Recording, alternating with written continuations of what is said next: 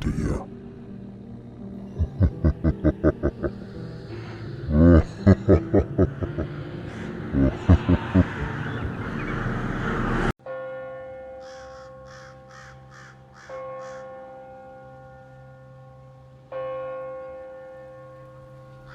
When I was in high school, I worked for the city in one of the public libraries.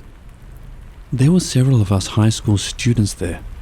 On Tuesdays and Thursdays, the library was open later, so we had a lunch those nights. One of those nights, my friend brought her Ouija board to work. There were 4 of us teens. 3 of us participated. Stephen chickened out, but he stayed to watch. Fairly quickly, we were able to establish a connection with a spirit. She told us her name. We asked multiple questions about whether she was a demon or a ghost. She told us she had died in a car wreck.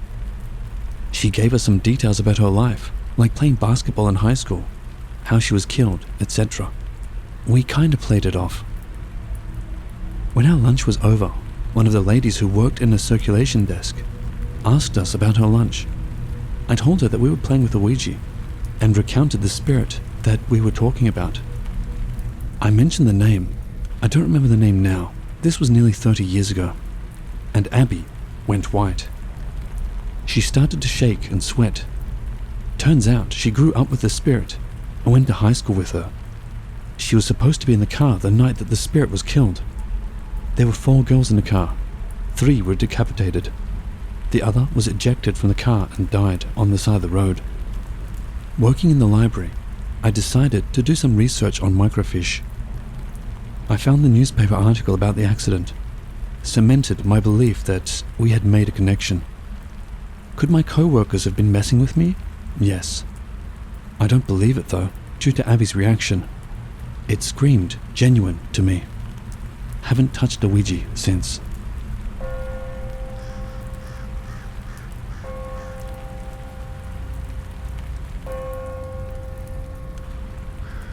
This happened a couple of years back. It was a night like any other, or so we thought. The breeze was gentle and the moon was shy behind the clouds, almost as if it were instinctively hiding from whatever was to come. 4 of us sat in the dimly lit room of my college dorm, surrounded by textbooks and takeaway containers. A normal setting that was about to witness something entirely abnormal. We were all skeptics, mind you. The Ouija board, an old dusty thing belonging to Sarah's grandmother, was meant to be a joke, a break from the relentless pressure of midterms. As soon as the lights dimmed though, an unsettling chill settled in the room that no amount of laughter could dispel. "Who wants to go first?" Max asked, the flicker of hesitation in his eyes betraying his nonchalant tone. "I will," trying to sound braver than I felt. My fingers settled on the planchette alongside Sarah's, both of us half expecting it to move on its own, though it obediently stayed put. "Is there anyone here with us?" Sarah whispered. Nothing. "Come on, spirit, don't be shy," Max joked, his smirk fading as the minutes ticked by in silence. Finally, the planchette moved, a slow, deliberate inch towards yes. Sarah's eyes met mine, wide with a blend of excitement and fear. Maybe it was just her, moving it for effect, I thought. But then, why did my own hands feel like they were being guided by an unseen force? "Who are you?" I asked the void that seemed to press in on us. The planchette began to spell out D-A-V-I-D.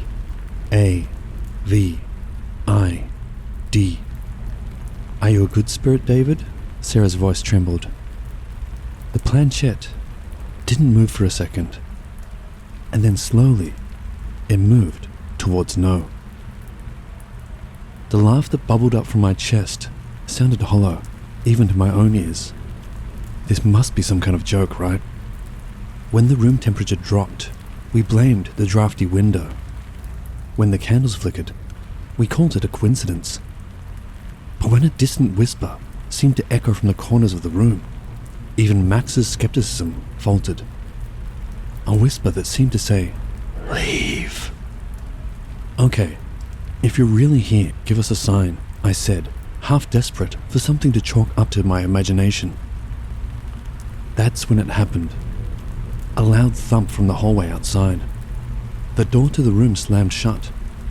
It must be the wind, my mind screamed. But how? The windows were closed. The planchette was moving again, more forcefully this time, as if whatever was communicating with us was growing impatient. Leave, it spelled out again. Panic was setting in, our breaths coming out in visible puffs, despite it being late summer. We wanted to stop, to say goodbye on the board and end the session, but Sarah's hand seemed glued to the planchette.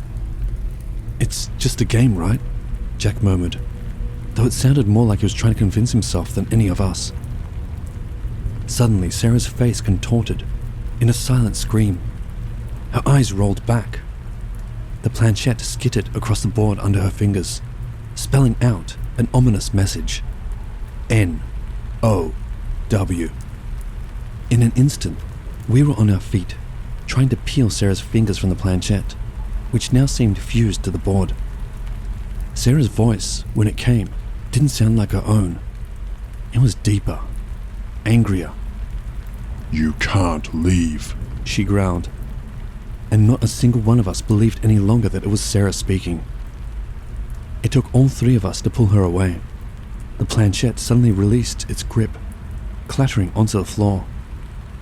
Sarah blinked, confusion washing over her face as she returned to herself.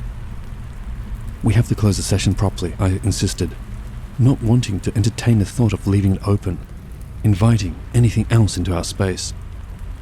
With trembling hands, we moved the planchette to goodbye, holding our breath until it hit the mark. Only then did Sarah collapse, as if whatever had held her upright had vanished. We didn't sleep that night. We didn't dare. We recounted every moment, trying to find logical explanations for what had happened, but failing to convince even ourselves.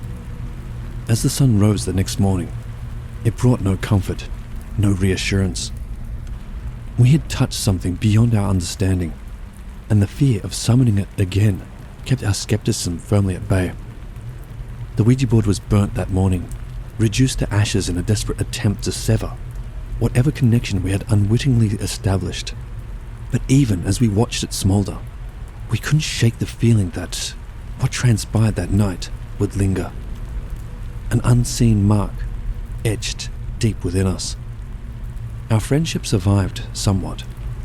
We speak less of college stress now and more of the whispering chill we feel when the world grows quiet.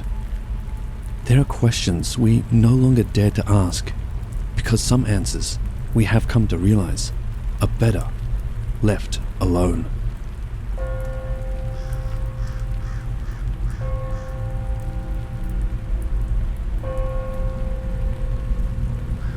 This happened last summer, so a few of us, there's 4 of us in total, I'll keep the names anonymous for privacy, driven to the peak of summer boredom and a touch of teenage stupidity, dusted off an old Ouija board we found in one friend's attic.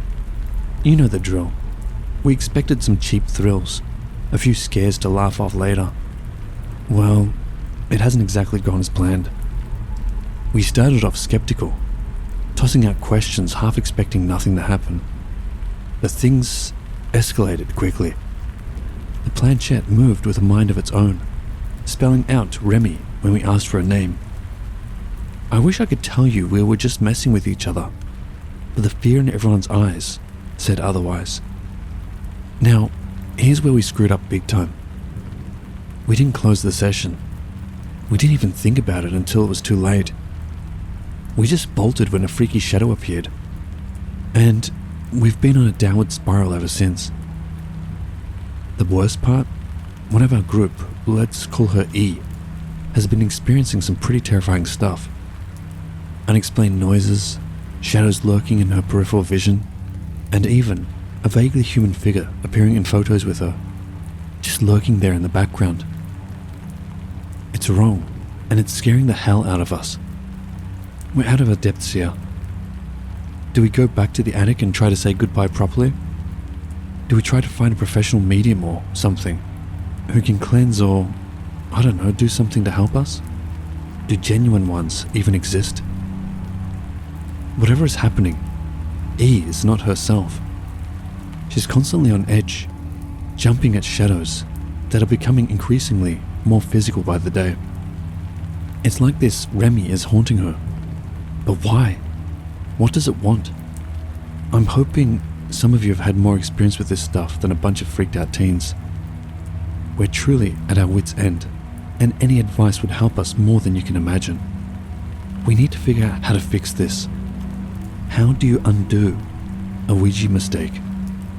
Is E going to be okay? Please, if you have any insights or advice, we're all ears. We made a mistake and just want to make it right. Thanks for listening.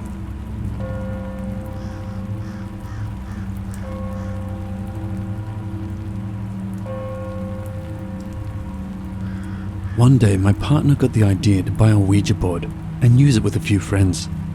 I wouldn't say we were complete skeptics, but I don't think any of us were really expecting anything wild to happen. We went on the internet and looked up how to safely use one and planned out what kind of questions we should ask. We didn't really want to use it at our house, so we gathered up a couple of friends and drove to a state park a few towns over. We started to head up the hiking trail and find a good spot to lay the board down. We began going through the motions of asking if there was a spirit who would like to communicate, etc., etc. The planchette moved with ease. It's a really strange, powerful feeling when it glides across the board. The planchette it came with was a thick hunk of plastic, and there was quite a bit of friction when trying to intentionally move it on the board.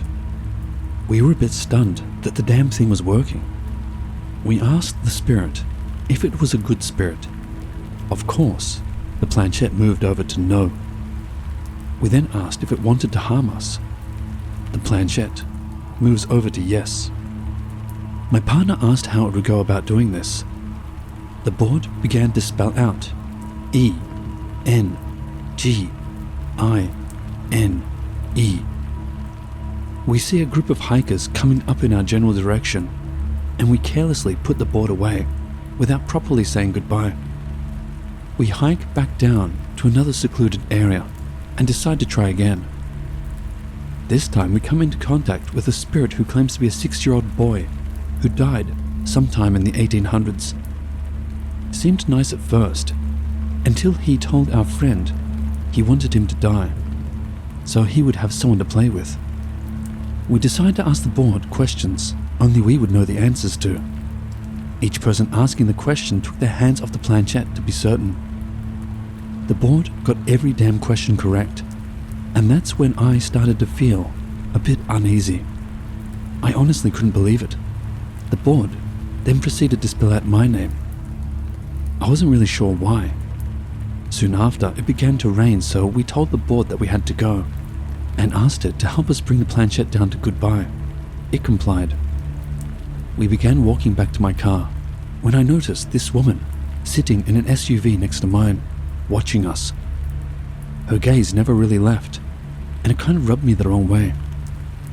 We all get into my car, and I go to start it, and the engine doesn't turn over. It was almost as if the battery was dead, but my accessories still worked. I began to ship bricks. I hadn't had my car for very long, and it never gave me trouble. It seemed like way too big of a coincidence. I look over at the woman and put my window down and ask her if she has jumper cables. She reaches behind her and pulls them out, as if she had them ready. We get out of my car and hook them up when my partner's friend's phone rings from a number he doesn't recognize. He picks it up, and it was someone just asking if we were okay. He chalked it up to the fact that a drug dealer previously had the number, so he got a lot of unknown calls. Weird. We start chatting with this woman and thank her for letting us use the jumper cables. Turns out she has the same name as me, which the board had previously spelled out. Perhaps a warning? She tells us that she works as an ultrasound technician at a local hospital and has cancer and young children. We ask her what she was doing in the parking lot. To which she explained she was waiting for her weed dealer. Medical marijuana is legal in my state, so I was a bit perplexed but didn't think anything of it. I was just grateful she was helping us. I go to try and start the car, and it still doesn't work. It just kind of rolls for a few feet in the parking lot before shutting off. At this point, it's getting dark, and I begin to come to terms with the fact that I'll have to call a tow truck. Our friends ended up getting picked up, and my partner stayed with me as we waited for the tow truck to arrive. We told the woman she could leave since she was still weirdly waiting with us. She offered for us to sit in her car while we wait because it was raining again. I asked her if she could pop the trunk so I could sit on the ledge, but she told me the trunk didn't open. So stupidly, I get in her car with my partner. The weird woman made a joke about disabling her child safety locks in the back, so I won't think she's trying to keep us here. That rubbed me the wrong way. She starts telling me that maybe I should just leave my car there and offered to give us a ride home. I politely decline. Then, she tells me that she has a friend whose husband works for VW, and he could surely fix my car for a good price. She calls up her friend, and because we were in the car, it was quiet enough that my partner and I could faintly hear the other line. She explains the car problem and asks how much it would be to fix it. We hear on the other line the person ask if I'm a boy or a girl. The woman says girl, and the man on the line simply said, Good. Nope. We get out of the car and tell her the tow truck should be there soon and thanks for her help. We gave her the Ouija board and told her she could keep it because we didn't want it anymore. I still wonder what she did with it. She kept trying to get me to give her my phone number and kept saying she would come with me to get my car fixed from her friend. Eventually, she left. I ended up getting back home late, told the AAA guy how we were messing around with the Ouija board, and met a weird lady afterwards. He said he wouldn't have picked us up if he had known that. The next day, my partner opens his texts that he sent out when we were waiting for the tow. In a conversation with his mother, the text box had "Yes, Satan, yes" written out. The message wasn't sent, but he sure as hell didn't write that. The next day, I called the hospital to see if that woman even worked there, like she had claimed. Nope. They transferred me to 2 different floors, and there was no ultrasound technician working there with my name. I still don't know how to explain what happened that night, and I'm sure as hell never using a Ouija board again. Also, the dealer the woman claimed to be waiting for never even showed up. So, what she was doing that night, and what her intentions were, I'll never know.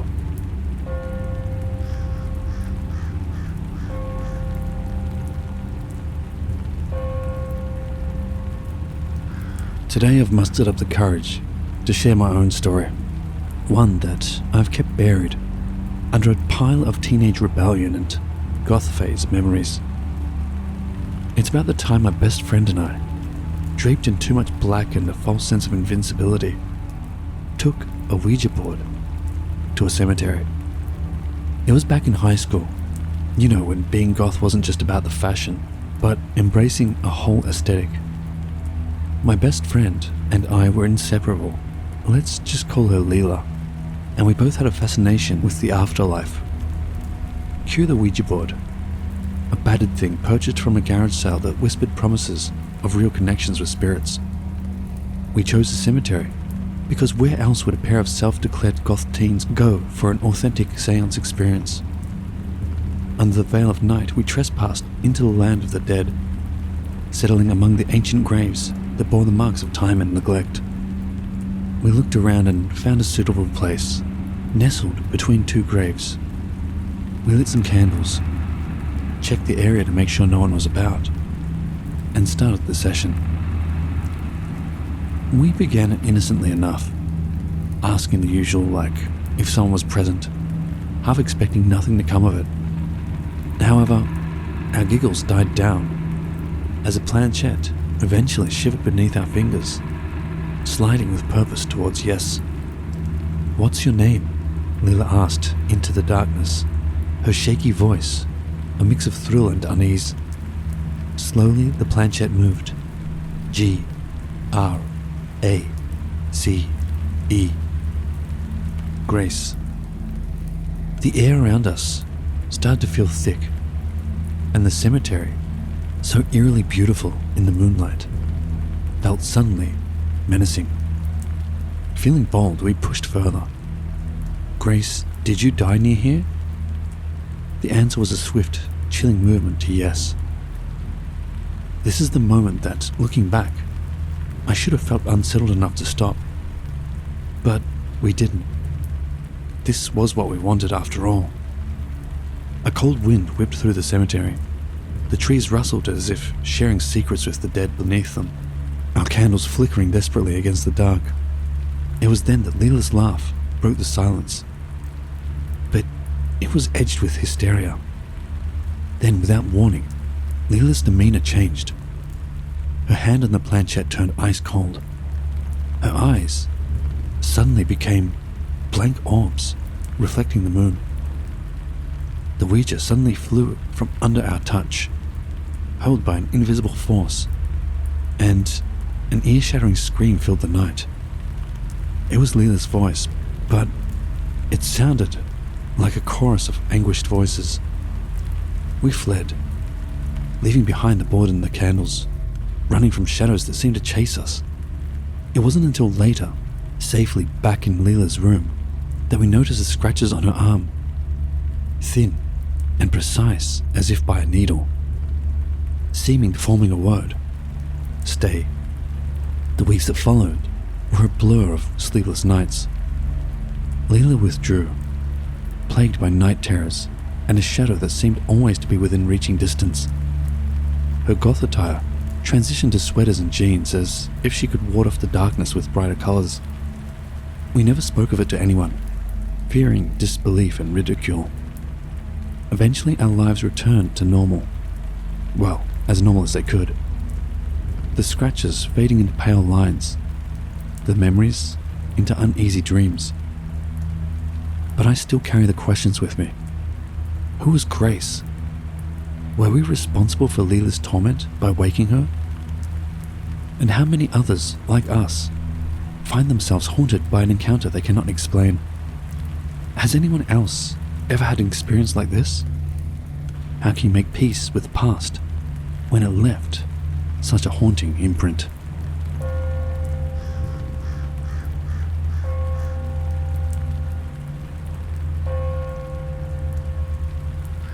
Tonight was my first interaction with a Ouija board. My friend had one, and we began to play it pretty nonchalantly. Once we started to take it seriously and turn off the lights, that's when it really got horrifying.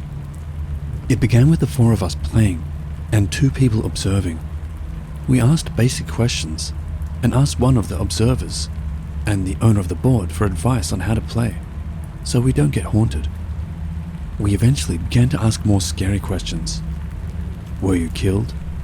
Yes, almost instantly. Are you a boy? Yes. Who are you? This one took time. We finally got the name, William Devon, after countless bits of screaming, stop moving it, and other things. The other observer looks up William Devon after being suggested to by a player. We discover that William Devon Howell is a serial killer who is still alive. We start to lose it, terrified. We ask more questions, but we just got weird responses and numbers that turn out to mean something to us later on. Then someone asks, "Did William murder you?" A quick yes. Who are you? Janice. Our friend on her phone looked up if Janice was a victim of William Devon's. Sure enough, Janice Wright was on the list.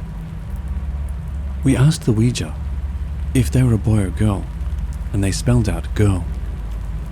This had us confused. We read more on this Janice person and found out that she was transgender. And then we were really scared. It was all sort of happening. We were freaking out. The last notable thing that happened was when we asked who the other victims were. It said Mary. Once again, Mary was one of the victims. Then our friend with the phone asked us to ask the board what month they went missing. We did. It said October. We checked online, and it was October. Then we got so scared that we said goodbye. It was about a 45-minute session. This is my first interaction with a Ouija board in general, or anything paranormal. I just want to know, is this a normal thing for Ouija boards to be this active? If so, has anyone ever come into contact with William Devon Howell's victims?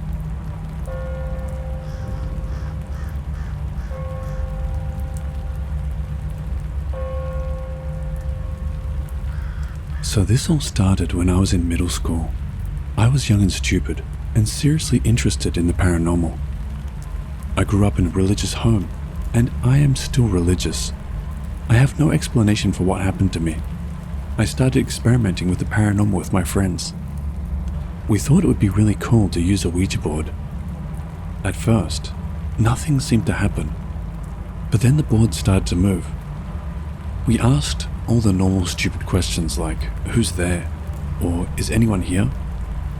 It moved really slow and steady. I was sure my friend was messing with me. I got spooked, and we threw out the board. But that isn't where it ends. Moving forward, I started having really weird nightmares. I would constantly wake up at 3 a.m. or not be able to sleep at all. I was basically a zombie throughout my day. There was one time when I was at home alone on FaceTime when I heard my mum yell my name. I yelled back and didn't get a response.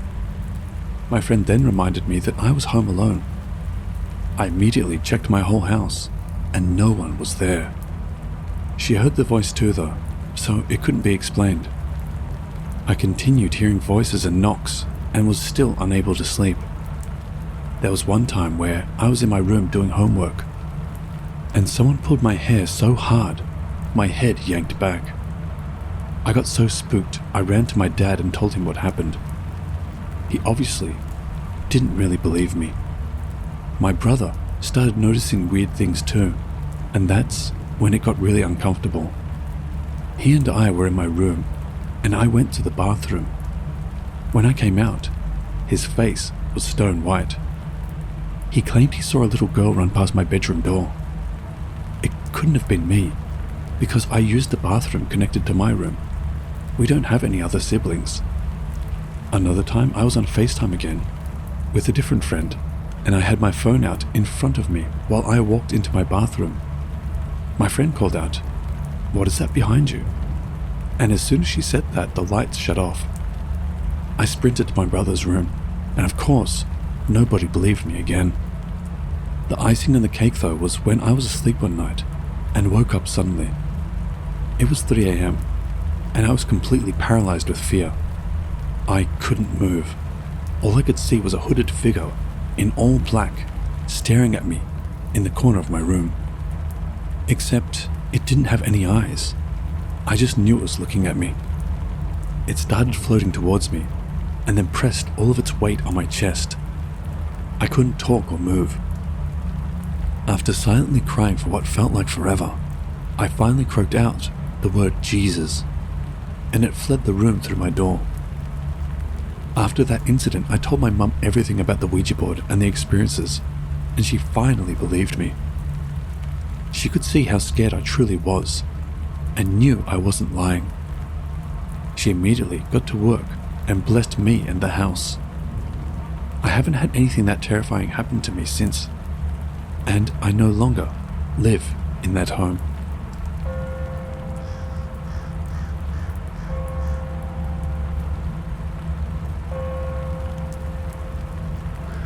It was 1995. My family and I moved to a new house in a fairly new suburb at the time. My parents thought of it as the perfect split-level house, spacious and family-friendly, even with an outdoor spa. They bought the house as second owners from a couple with 3 kids who were divorcing. We were a happy family. From the first day we moved in, my parents complained about bees in a wall. They had a pest removalist come and exterminate the bees. Same night, my mum had a dream of a woman with long black hair and a red dress chasing her. She didn't think too much of it, as it was just a dream. Had a cousin come stay with us from overseas a year later, and we recently found out he told another family member after going back to his country about seeing a lady at ours. He gave the same description as what my mum saw. After that, weird things started happening. My dad had troubles as his close-knit brothers and a sister who came to our house with their families almost every weekend turned on him without warning. His personality gradually changed as he became arrogant and angry. He died young and suddenly at home in 2001, which forced us to move house. Our front pergola caved in. I was having issues at school. My brother was always sick, and the birds in our aviary were dying one by one, even after my dad just bought them as young ones. I had even seen a faint spectre of a woman from the dining room upon coming home from school by the front door. I stared at it until it disappeared through the front door as soon as my dad came home from work. Last night in our home, my mum dreamt of the same woman again, saying goodbye. At our new house, no issues. We heard from our old neighbors that our next door neighbor's granddaughter took her own life on their property. 6 degrees of separation. I eventually worked with a lady whose son married one of the 3 girls of the divorced couple who sold us the house. Her daughter-in-law's mother relayed information through her that confirmed my suspicions too. I have since been doing research via libraries and the local council for information, as I'm still intrigued to this day. So it makes me question, what happened on the property or land before the house was built? Was there a murder that took place there? Or even the woman's body buried beneath the house? Was the woman's intent to ruin people's happiness? Did my dad get possessed by something? How are the owners who bought from us going with their experiences there?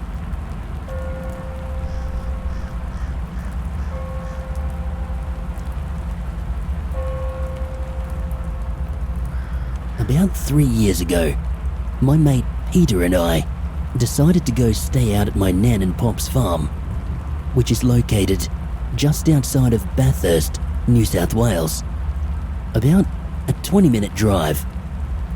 The farm's name is Clear Creek. Now, there are quite a few ghost stories out there, considering my distant relatives built the farmhouse 300 years ago. From hearing all of these stories, we decided that we would go and investigate for ourselves. Me personally, I believe in the spirit world. However, Peter did not. There was one story about a paddock which we called the corn paddock. According to stories, 100 or so First Nations people lost their lives in that paddock, back when the Aboriginal people were kept as slaves to the white man. We decided we were going to camp in that paddock. About 3 hours after the sun had gone down, we were sitting around a campfire. We were just beginning to get ourselves warm when we heard someone or something moving in the bushes behind us. We decided to take a look to see what it was, but nothing was there. We retreated back to our campfire to talk about some of the stories we had heard. After about an hour or so, we were just about ready to go to bed when we heard the same kind of movement behind us. This time, we decided to ignore it. But my friend Peter, the absolute dickhead, decided for some stupid reason to shout out loud, "I mock thy spirits." After he had said that, I had a go at him, told him that spirits are not to be messed with, and this stuff should be treated with respect. With that, a slow wind started to blow, which sent a shiver down my spine. The wind started to pick up and get heavier. With that, we decided to go for cover in the tent we had set up. Almost right away, we heard a woman scream. It was a sickening, ear-piercing scream. After that, myself and Peter decided not to tempt fate any further, and we ran all the way home.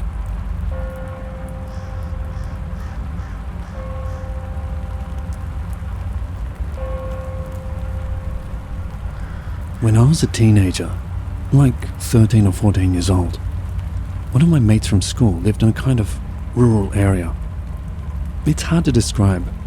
We lived in the suburbs, but his area was a little further out and less suburban looking at the time. This was 25 years ago. It was kind of suburbs, but hilly and surrounded by forest. I went to his place to stay from time to time because there was always adventures to be had around his place. One day, he mentions that there are caves near his house, old mine shafts, to be more precise. They were in a kind of national park.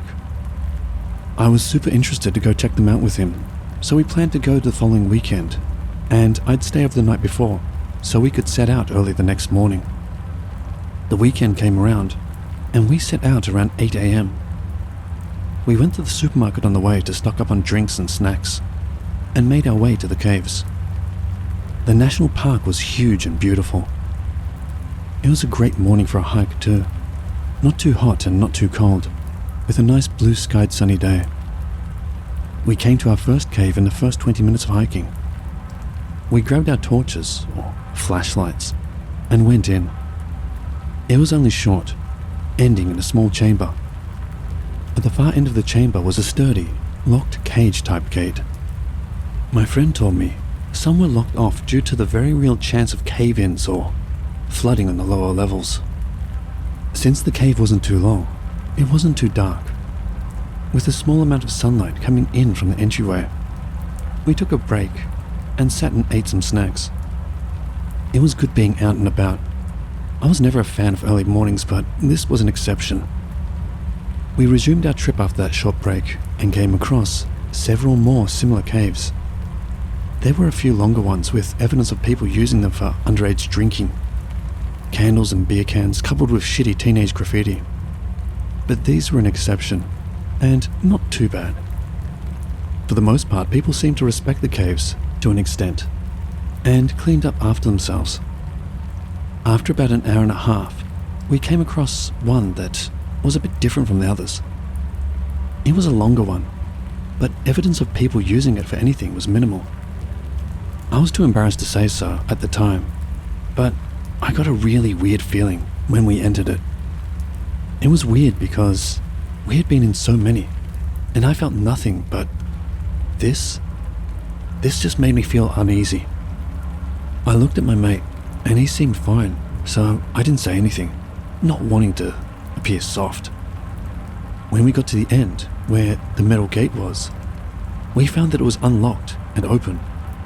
In fact, when we got closer, the wind seemed to blow it open slightly, although I didn't feel any wind. I got a chill up my spine, and the hairs on the back of my neck stood up. It was like something was inviting us in. Without hesitating, my mate was like, "Let's go." I was a little taken aback. How could he not be picking up on the bad vibes here? But I ended up not saying anything, thinking maybe I was just being paranoid and didn't want him hassling me later about it. I regret this now. So, in we went. It was so dark in there. Our flashlights barely lit a couple of meters ahead of us. The tunnel seemed to go on and on. There was zero evidence of anyone having been there. "What do you think we'll find?" my friend whispered to me. "Dunno," I managed to mumble out. Unease was really starting to hit me now, to the point that I was beginning to feel nauseous. And then, it got worse. I felt wind start to blow around my ankles. At first I paid it no mind, but then I thought, where is this sudden wind coming from? The temperature seemed to get colder at each step too. Then I felt the wind brush past my shoulder and face. My heart was beating so hard that I imagined it was echoing in the tunnel. Then I started hearing whispering all around me. It was faint and hard to work out the words. I stopped in my tracks and listened. When I stopped, it seemed to stop too. And then the most bone-chilling sound I had ever heard could be heard in the distance in front of us. Low at first, but deafeningly loud in no time. It was the bellowing scream of a man. One at first, but then I could make out multiple voices. I felt what felt like hands start to grab at me, and I could take it no more. I took off in a sprint, back towards the exit. I could only half see the way because my hand that was holding the flashlight was pumping up and down so hard, as it does when you sprint. I scraped my arms, legs and shoulder against the rough rock walls several times, but I didn't care. It felt like I was running endlessly, but eventually I reached the gate which I collided into. I thought it would be open, but for some reason it was shut. In my panic, I couldn't seem to work out how to open it. Eventually, I managed, and it swung towards me, and I left, my friend not far behind me. We finally got out and kept running until we realized we were out. Upon realizing this, we collapsed into an exhausted heap, struggling to regain our breath. I'm not proud of this, but I also vomited on myself due to the overexertion. It was my only shirt for that weekend too, and I had to borrow one of my mates while we cleaned up mine in secret, because for some reason we thought we'd be in trouble. Just before we got up and left the area where we collapsed, I took one look back at the cave. It was kinda involuntary. I wasn't even thinking about it. When my eyes landed on the cave entrance, I swear I could see a shadowy figure standing in the darkness, staring at us. I shot a look at my mate, and he saw it too. I was this close to puking again, but I managed to hold it down. We got up and hurriedly left the area.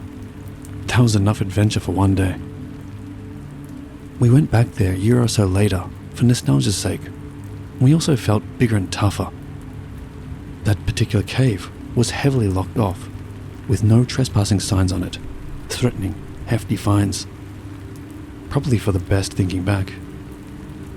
Teenage bravado makes young boys do stupid things sometimes, and we may not have escaped so easily a second time.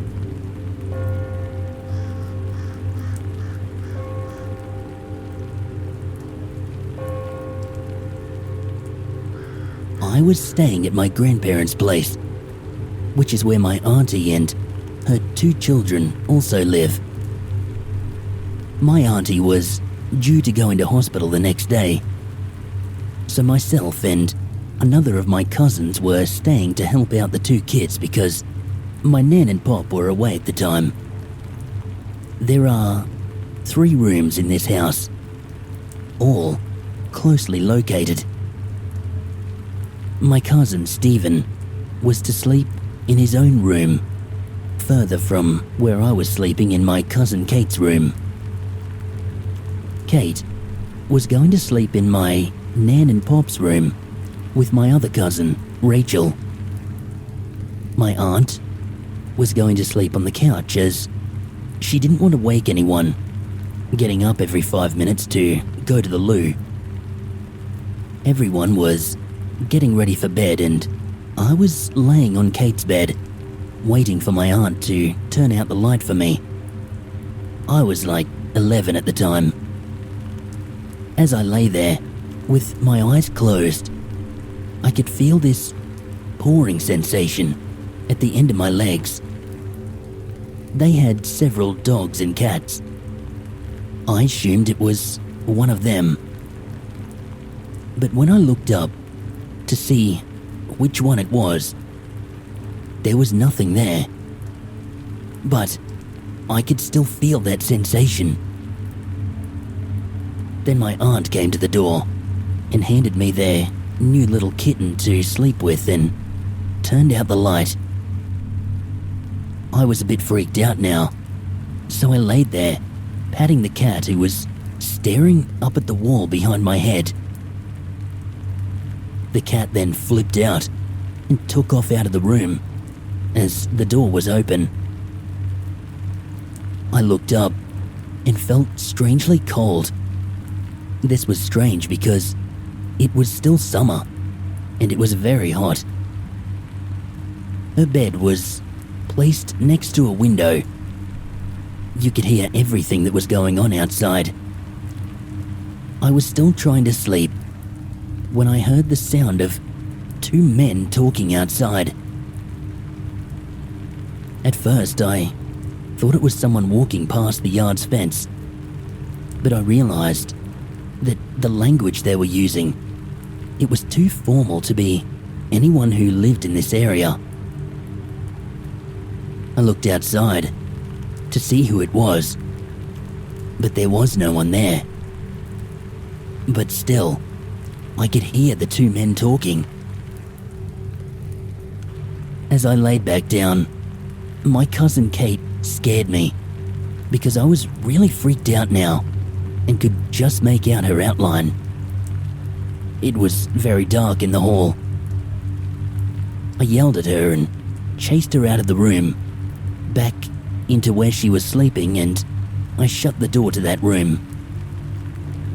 I laid back down on my bed and I could not sleep. I could no longer hear the two men talking, but I felt cold again. I was going to get up to go find another blanket and looked over towards the doorway where the light switch was next to. In the doorway, I could once again make out the outline of a little girl. I froze because I knew it couldn't be my cousin Kate, as the girl had much longer hair and was shorter than Kate. Also, the doors in my Nan and Pop's house, they squeak very loudly if they're opened or closed. And I had heard nothing, so she couldn't have opened the door again. When I realized that this was not Kate, I looked at the figure who had something gleaming in her hand. I thought this to be a long knife blade. The figure then slowly moved in towards me, and as it did, I screamed as loudly as I could for my aunt to come. My auntie came quickly and turned on the light, asking me what was wrong. I just ignored her and jumped out of the bed, ran into where my cousin Kate was sleeping. It definitely wasn't Kate, because she was dead asleep. Totally freaked out, I refused to sleep in that room, and I went into the kitchen at the other end of the house with my aunt while she had a smoke. She then needed to use the loo again and left me standing there. I then noticed her dog sitting at my feet, so I bent down to pat him, and as I did, I felt the hand of someone rub my back. It didn't feel wrong though. It was like they were reassuring me that I was okay. When I stood up, no one was there. To this day, I still will not sleep in that room. And Kate has also seen and heard things in there.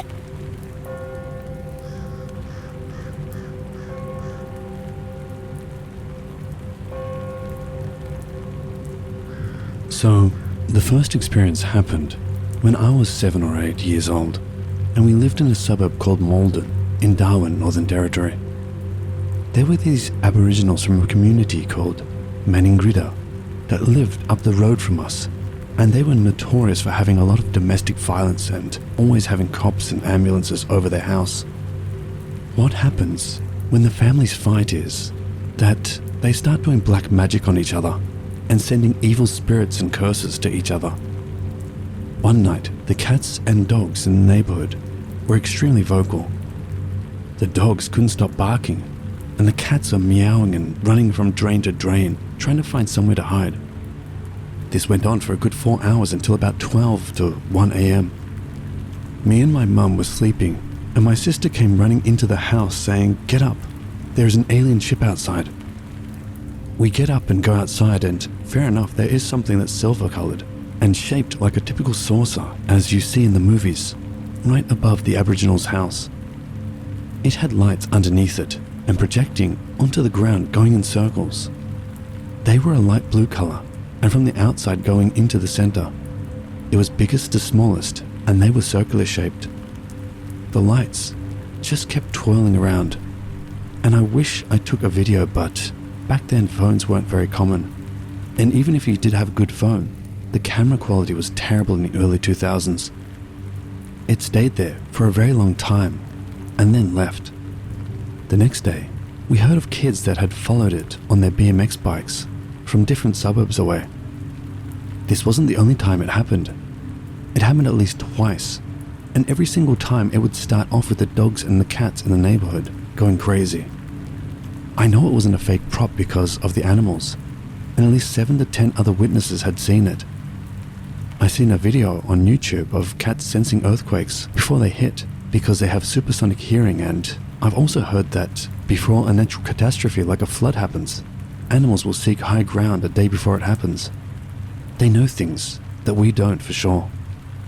The second weird thing that I seen was when we made a trip to Alice Springs. My sister was dating one of the boys that were from that house and that family.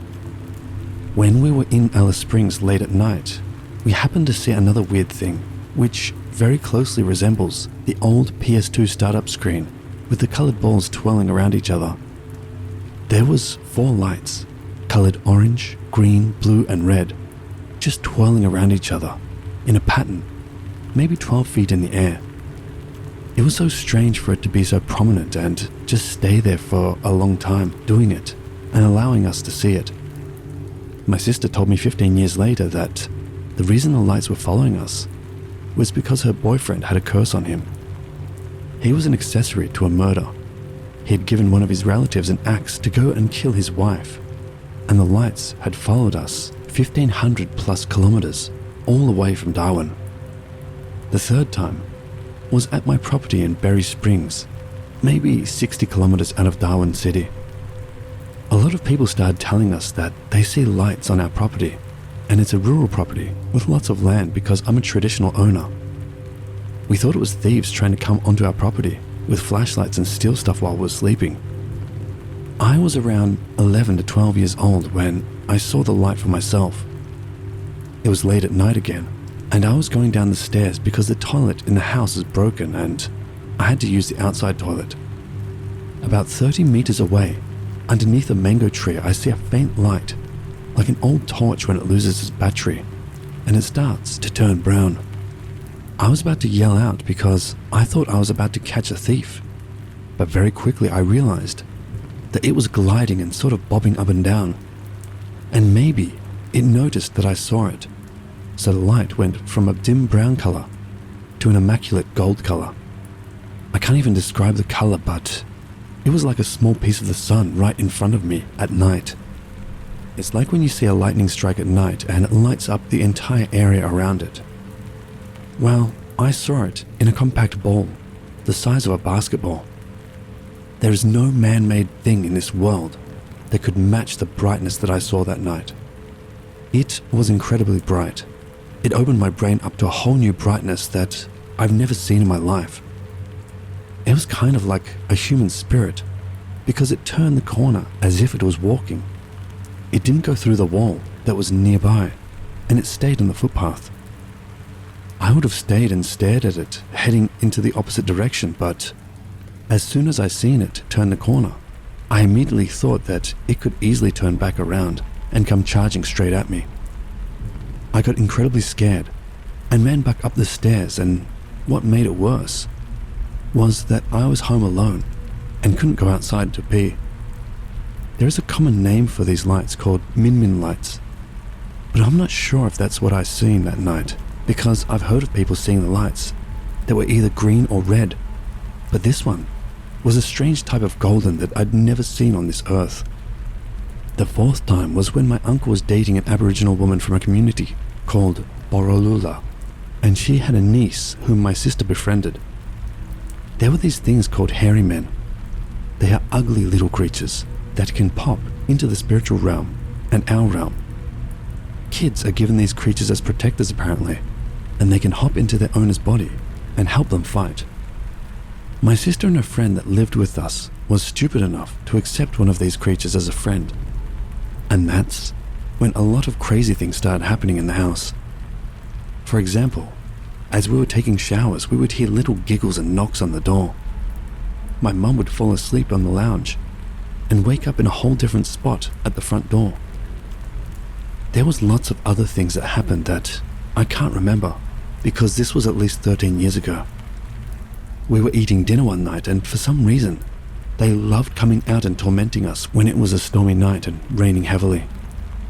Well, I happened to see one of its faces just peeking up from under the table looking at our food. I got a very quick glimpse of it. It had pale skin, a scar on its face going from top to bottom, and black hair that was very thin and horse-like. Immediately, I got up and screamed and threw the ashtray at it, but it disappeared. We left the house that night, and the next day all of our plates had no food on it. We had to go into town and find some Aboriginal men that knew how to get rid of these things through black magic. They came to the house and were doing all kinds of chants and rituals, and we even heard it in a bush nearby, and one of the guys threw a rock at it, and it made a dull thumping sound as if it hit flesh. And that was the last time we ever had any more paranormal experiences from them. When they were in our house, before the men came, I experienced my fourth paranormal encounter. We all started sleeping together in the lounge room because we were too scared to sleep alone, for obvious reasons. I was the only one awake, and I couldn't help but feel there was a presence in the house. I stayed up for maybe 4 hours, looking around the room because I felt like it could pop up out of nowhere, and I would easily see it. Well, it didn't show itself to me that night, but what it did do is start slamming the cupboard doors violently, at least 6 times. I literally didn't hear any footsteps in the house that night, but it was just on the other side of the wall, slamming the cupboards really hard like it was angry. And that was the most frightening experience of my life because I was the only person experiencing this. It's true that your fear feeds evil entities because I was scared that night and was really focusing on it, giving it my energy.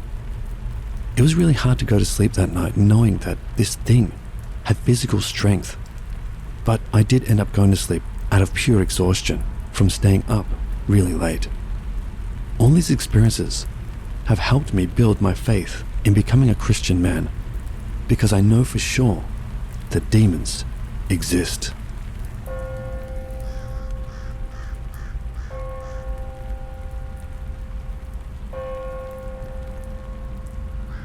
My partner and I, we moved into an old army barracks that was over 150 years old. It was, over time, turned into 4 conjoining homes. A lot of deaths had occurred there. The only reason that the house came up for rent was because the girl who lived there before us overdosed and died. It happened in our bedroom. My partner worked shift work 5 to 6 nights a week between the hours of 9 p.m. and could work up until 6 a.m. the next morning. When my partner would get home from work, I would always hear her coming in the door, and then she would come into the bedroom and kiss me. Some nights I had woken up to her just sitting on the side of the bed, looking at me. One night, I had the feeling that someone was in the room. I just assumed it was my partner, coming home from work So I opened my eyes a bit, and there was this thing right in my face. I screamed, and just as a reaction, I swung my arm in its direction, and during this time, I had squeezed my eyes shut. But it was only for a moment. When I opened my eyes again, the black thing was gone. But I had woken up my partner, who I then remembered had not worked that night. She then said that something had suddenly woken her up only 10 minutes earlier.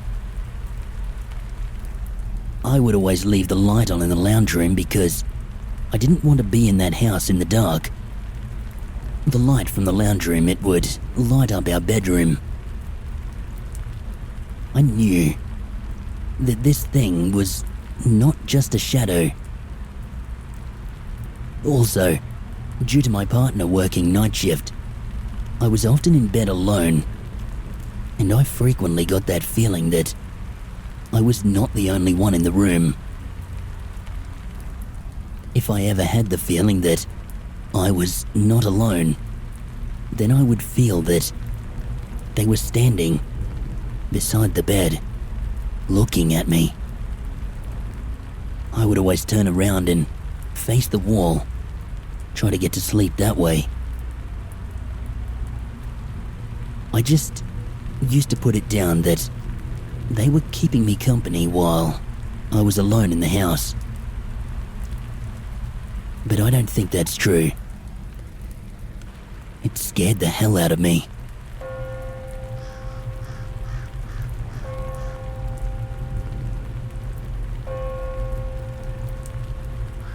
Okay, so these are my experiences of when I was growing up in a house so blatantly haunted.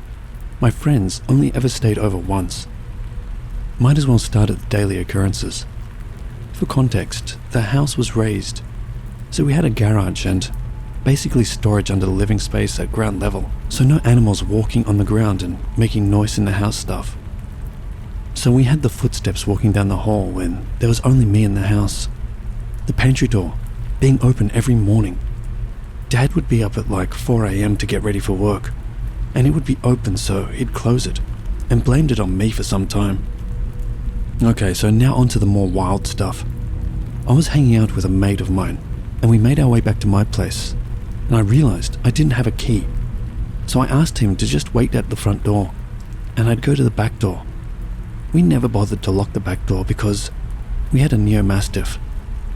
So I went around back, walked up the stairs and opened the door to the kitchen, and directly in front of me was a T-intersecting hallway and a shadow projected onto the wall. So first, the sun was a solid 90 degrees to the side of where the shadow could be mine. Second, it was standing full height from the door, and as I moved, it didn't. So I froze, and as my mind was processing what I was seeing, it turned and bolted towards the living room and front door. And yes, I both heard and felt the footfalls. So in that moment, my mind shifted from shadow to intruder, and I ran after it. I'm talking like 2 meters across the kitchen and about 3 to the living room. And I remember my friend was at the door waiting for me, so I just made for the door and realized there was nobody around. I opened the door and told my friend there might be something hiding right here, so help me check. Still nothing. Short one this time. Sitting at the computer at about 1 to 2 a.m. Felt a hot breath blow across the back of my neck. Jumped out of my skin with that one. I have 2 younger sisters, and I was watching TV with one of them in the living room, and decided I had enough and was going to bed. So got up and said goodnight. Started walking to my room, and at the end of the hall was a young girl in white PJs. And I just thought it was their younger sister and gave it no more thought for about 3 more steps, till I reached her doorway and she was sitting there, playing a Naruto game on the old PS2. That's when I looked back up the hall, and it was empty. I remember muttering, "Damn it, Bob." At this point, we had long since started calling the ghost Bob, just so we had something to call it. The fated friends night over, so not much happened for most of the night, till we decided that it was bedtime. We were 19 at the time. Anyway, it was the following morning when I got up and went to the living room where my mate had slept, and he looked like hell. Our lights had an afterglow function so you could see for a few minutes after turning them off. Well, apparently, about an hour after I'd buggered off to bed, the lights clicked twice, and the blue glow clicked on, and that stirred him awake, thinking one of us was up. Then the front door started rattling in the frame like someone was outside, pushing and pulling on it. That eventually stopped, and not long after, he heard the footsteps going from the door, down the hall and back for some time. He said he pulled the blanket up over his head when the door started banging, and wasn't game enough to pull it down to see what was walking around. He flatly refused to stay a single night ever again in that house. This is just a snapshot of the shenanigans that we experienced in that house, but they are also the most memorable.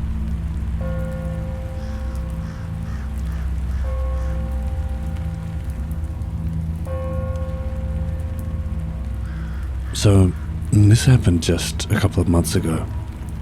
Ever since the experience, I just had to share this somewhere, someone might believe me.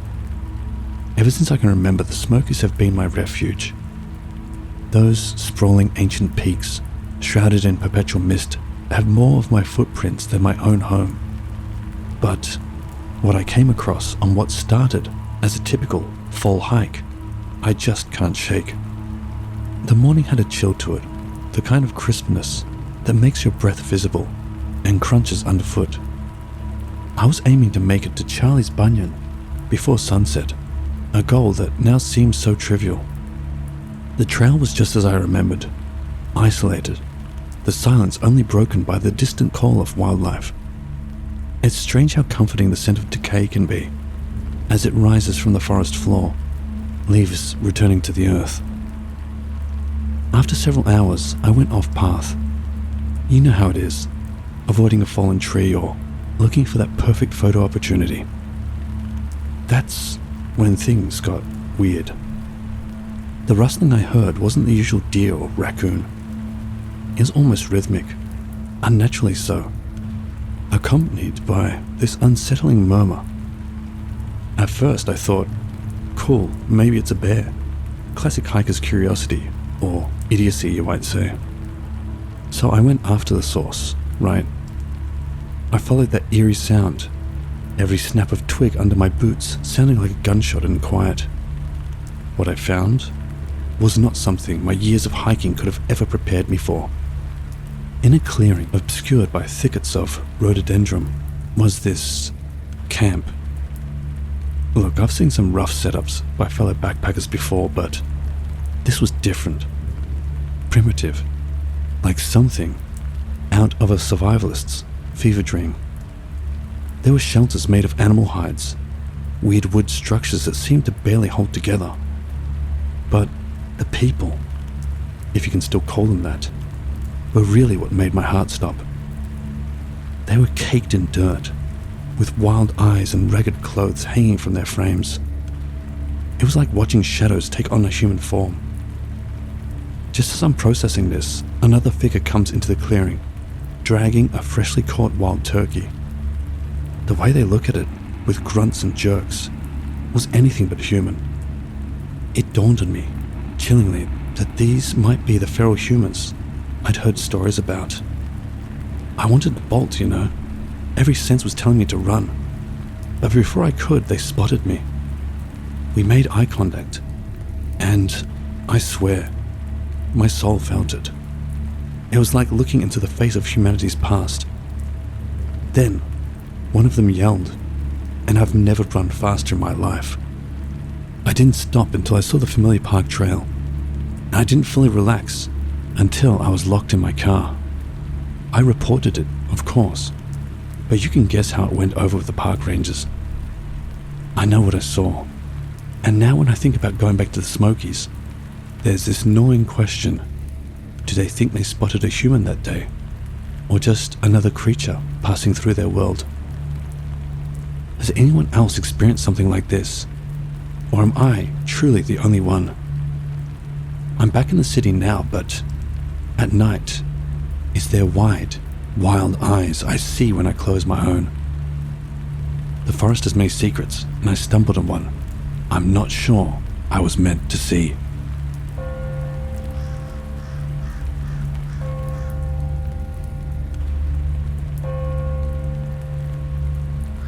I never thought I'd be the one to reach out online about something like this, but I'm sitting here in my cabin, perched in the foothills of the Great Smoky Mountains, convinced that I need to tell someone about what's been happening around my property. This isn't your typical ghost story or urban legend. This is something much more visceral, something alive. I've lived here all my life, nestled in these ancient hills that feel equal parts home and otherworldly. It's a solitary life, with more critters for company than people.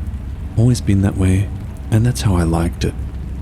Until recently, that is, when the balance of my quiet existence started tilting towards something right out of a backwoods folktale. It started with an unsettling sensation. You know, that prickly feeling in the back of your neck that you can't quite shake. I'd catch glimpses of something or someone just beyond the tree line, watching, always watching. At first I chalked up to an overactive imagination, or maybe even a bear that had taken a peculiar interest in human habitats. But then, my livestock started to go missing, one by one. No trace, no sound, no struggle. Even the most proficient predators leave a sign, a scrap, a print, something. Not this, not him. I finally got a clear look at what I'd feared, what I'd convinced myself was a figment of my weary mind, a wild man. He was a haunting sight, wild-eyed and draped in animal skins, moving with an unsettling grace that seemed impossible for a human so rough and unkempt. The feral man didn't speak, at least not in any tongue I understood. The sounds that spilled from him were guttural and chilling, a language of growls and snaps that echoed through the hollows and hush of the forest. This figure, he wouldn't venture too close during the day, keeping to the shadows just beyond reach. But at night, I'd hear him, the soft tread of his feet, the whispers in his voice that didn't sound like he was talking to me, but maybe to the woods themselves, or something in them. I've found remnants of his presence ever since. Gnawed bones, symbols scratched into the dirt, and at the edge of my property, a circle of stones that definitely wasn't there before. I've reached out to my neighbors, a sturdy bunch who also sense something's been off lately. But talking about a feral man lurking in the woods, stealing livestock and whispering into the night, that's enough to make anyone doubtful, to make me sound like I'd finally succumbed to mountain madness. But I know what I've seen. I'm sharing this here with you all now, to see if any of you have had a similar experience. Maybe you've got stories of your own, or maybe, just maybe, you can tell me more about this creature of a man and shed light on what has been haunting me for some time now.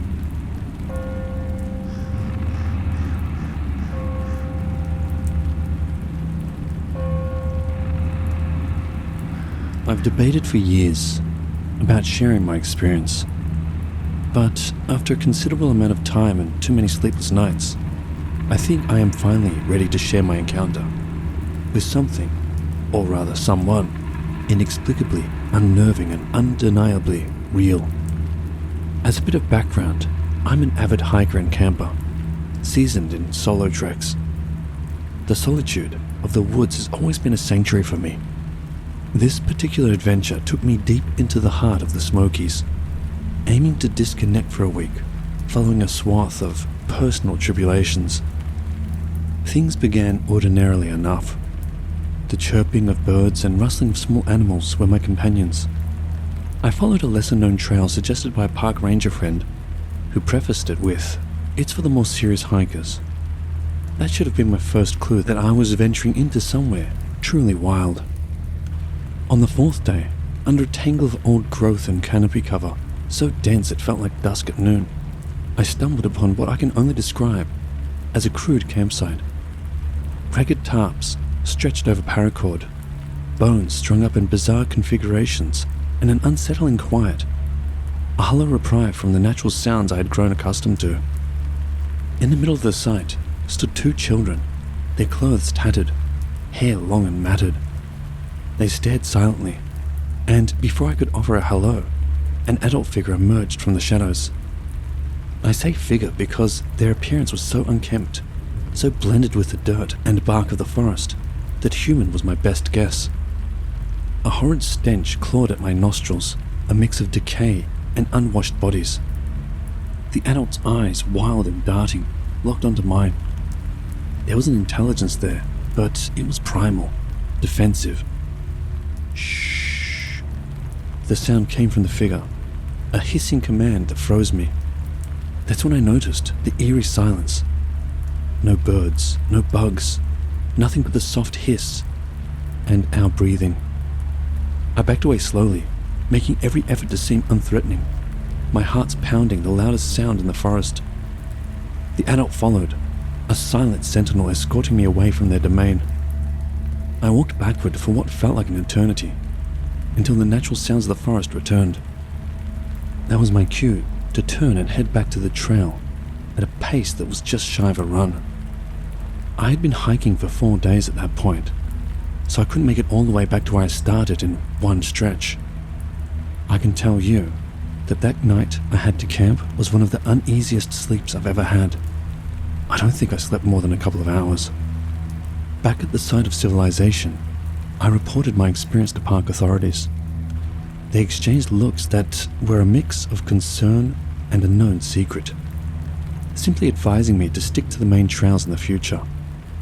Upon pressing, one ranger shared a hushed tale of people who'd gone back to the old ways, descendants of settlers who vanished into the woods, shedding the skin of the modern world. I've grappled with the encounter for years since. I wonder about those feral folks, so close to our hustle and bustle, yet living eons apart. Was I in danger? Or was I the danger in their eyes? To this day, the depths of the Smoky Mountains hold a profound mystery for me. A place where whispers in the woods could be the wind, or the remnants of humanity lost to time. Thanks for listening. I had to get this off my chest. Has anyone heard of or encountered something similar?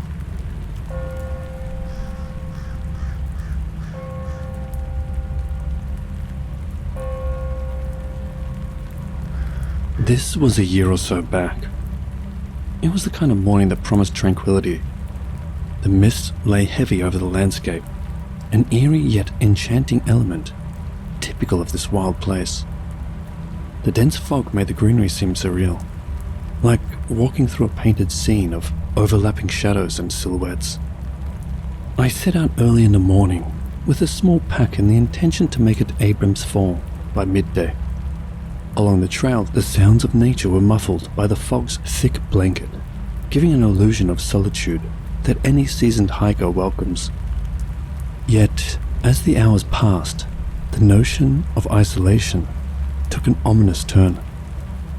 Around a bend, a strange feeling struck me, like the sudden drop in pressure before a storm. A stick snapped in the distance, not in the rhythmic cadence of wildlife, but erratically, closer, then farther, a chilling inconsistency. I jolted at the realization that there was no deer moving through the underbrush. The forest seemed alive with inaudible whispers. Leaves rustled with a subtlety that belied a careful stalking. My previous encounters with wildlife hadn't prepared me for this. I felt the presence of eyes that saw me clearly amidst the fog, while I remained blind to them. Navigating the terrain became a secondary concern as I aimed to make distance between myself and whatever followed. I maneuvered around rocks. My footsteps faltered on dampened earth, the mist curling into odd shapes that played tricks on my vision. The dense foliage could have hidden any number of watchers. I forced down mounting panic and moved with deliberate speed. The chase was like a silent alarm, firing all the synapses of self-preservation. I could feel the presence drawing nearer, yet no clear shape ever presented itself. The reality of my predicament unfolded within minutes that stretched like hours. The certainty of being hunted pressed down on me with every secretive shuffle in the underbrush. A turn in the trail revealed a steep descent, and I hastened down the path, the loose stones betraying my hurried escape with clattering echoes. Over a ridge I glimpsed a darkened figure, human-shaped, but wrong, unnervingly poised. It stood motionless, but for the turn of its head, tracking my passing. The sight of the figure fueled my legs, lending them a burst of adrenaline. Shadows that could have been more watchers flickered at the edge of my vision as I plunged through the thicket, branches clawing at my clothes. The air grew thin with exertion, my breath ragged as it formed clouds of panic in the chilling air. Suddenly the forest released me. I emerged onto a clearing where the fog lifted, the boundary of the park visible with my car parked in the distance. I turned back once I reached the safety of the vehicle, expecting to see something emerge, but nothing did. The mountains reclaimed their silence, holding onto their secrets with a serene indifference to my escape.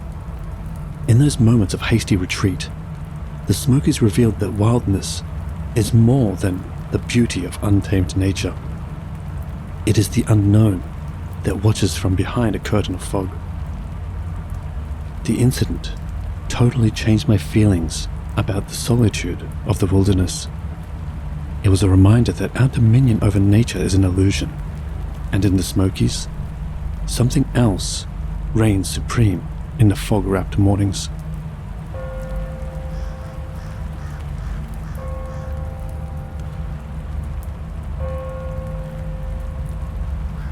This isn't just some campfire tale designed to send shivers down your spine. It's my own experience, one that I can't seem to shake off, even as time passes. This happened about 10 years ago. A run-of-the-mill camping trip in the renowned Great Smoky Mountains turned into a night of unspeakable fear, bringing me face to face with what I can only describe as feral people. An encounter I sincerely wish was just a bad dream. I ventured into the heart of the mountains, seeking a brush with untouched nature. Solo trips have always been my thing. The peace, the solitude, nothing beats it. Or so I thought. I set up camp in a clearing that felt as ancient as the hills, surrounded by towering trees that seemed to watch over me. As the sun began to set, the comforting light gave way to a deep darkness that seemed to consume everything in its path. Being an experienced solo camper, this usually didn't bother me, but for some reason that night, it did. It started with an eerie feeling, the kind that raises the hairs on the back of your neck. I could sense something, or someone, watching me. At first I shrugged it off as paranoia, but the snap of a twig and shuffle of leaves told me otherwise. There were eyes in the darkness, human eyes, peering at me from behind the cover of night. Two figures emerged from the shadows, barely visible but clearly human, and yet their behavior was anything but. They moved erratically, communicating in grunts and clicks. My pulse raced as I quickly realized they weren't just curious, they were stalking me, sizing me up as if I were prey. I found myself trapped by the very wilderness I sought to embrace. As the reality of my situation sunk in, I realized I was in real danger. As they crept closer, I could see them, wild-eyed, with matted hair and dirt-caked skin, armed with primitive weapons, crafted from bones and branches. They exuded a primal threat that I knew I couldn't confront head-on. I decided to make a run for it at the first chance I got. The wait for that opportunity seemed endless, every second a drawn-out prelude to potential violence. Finally, spotting a momentary distraction as they navigated the flickering shadows, I seized my chance. Abandoning my gear, I bolted into the woods, guided by moonlight and fueled by survival instincts. Pushing through the underbrush, my heart was pounding so loud, I felt it could be heard for miles. The forest itself seemed to come alive, with every rustle and crunch amplifying my fear. I didn't look back. I didn't dare to. I just ran until I burst through the forest's edge and emerged into the relative safety of a ranger station. I tell you this story, not as a boast of bravado, as there was none. Simply put, it was a terrifying brush with something wholly other, something that defied my understanding of the civilized world. There is something out there, living in the deep Smokies, something wild, something that has not forgotten its ancestral ways. If you find yourself in those mountains, especially at night, stay vigilant, stay safe.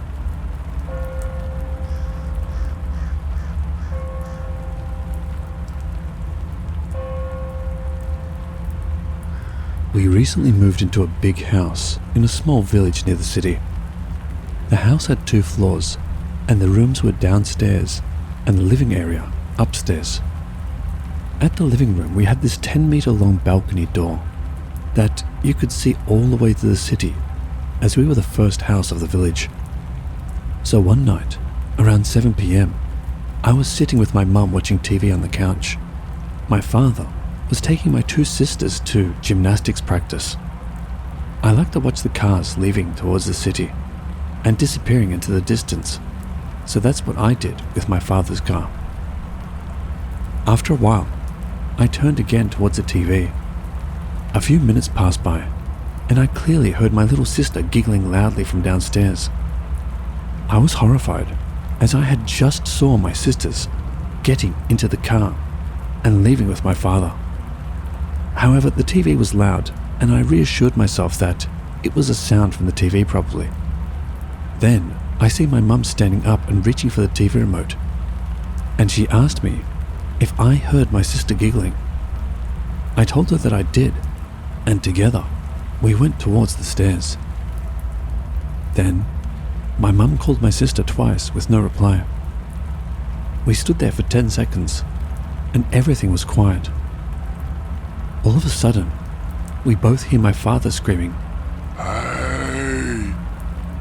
My mum ran to the kitchen and called my father and asked him where they were. He replied that they just arrived at the city. My mum then grabbed a golf club, and together we went downstairs, as we thought it was probably a robber taunting us. We searched every inch of the house, inside wardrobes and under beds. No one was there. This happened in the middle of winter, and all the windows were closed, so this wasn't someone from outside.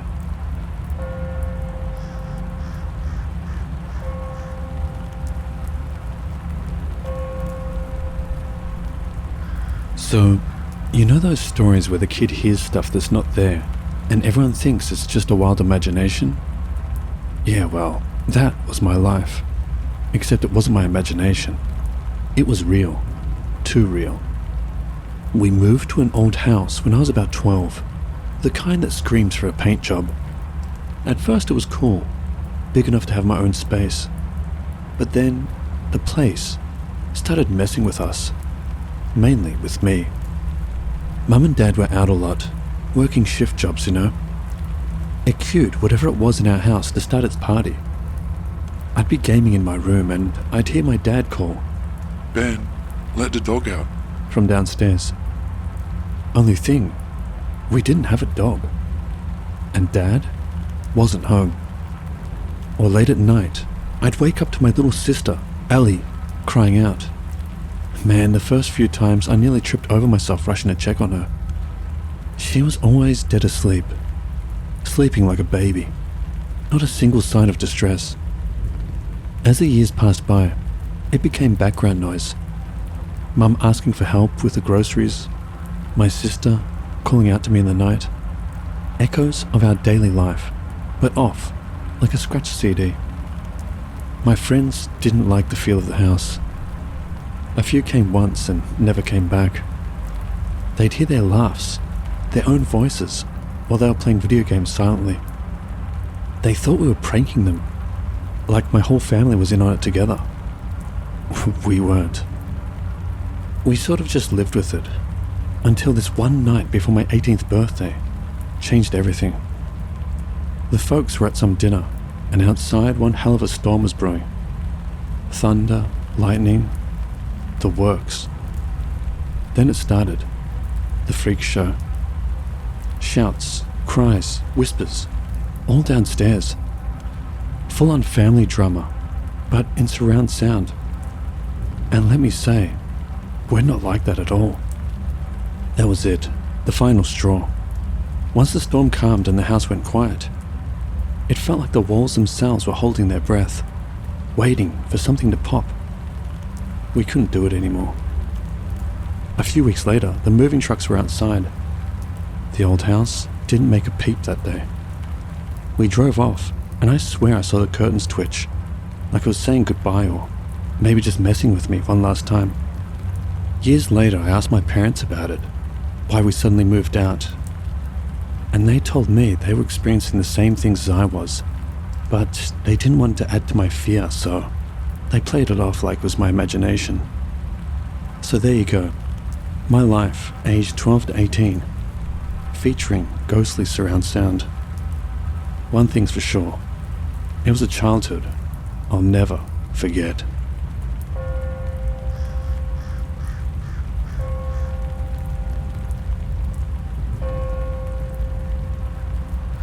I'm no storyteller, and I tend to keep to myself, but what my family and I went through this summer, well, it's not really something you just keep inside. We're just your average family of 4. My husband, Carter, our 2 kids, Lily and Nolan, and myself.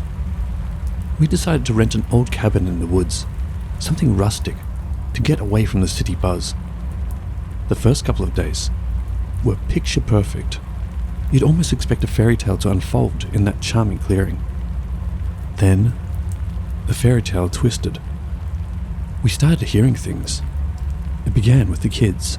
Lily came up to me one morning at breakfast, confusion lacing her small face. "Why are you whispering my name, Mummy?" But I hadn't called her. I put it down to kids playing tricks on each other. Until I kept hearing Carter call out to me.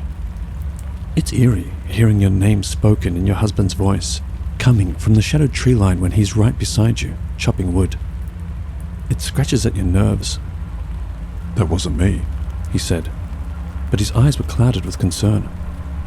He didn't have to tell me. I could see he heard it too. Things got weirder fast.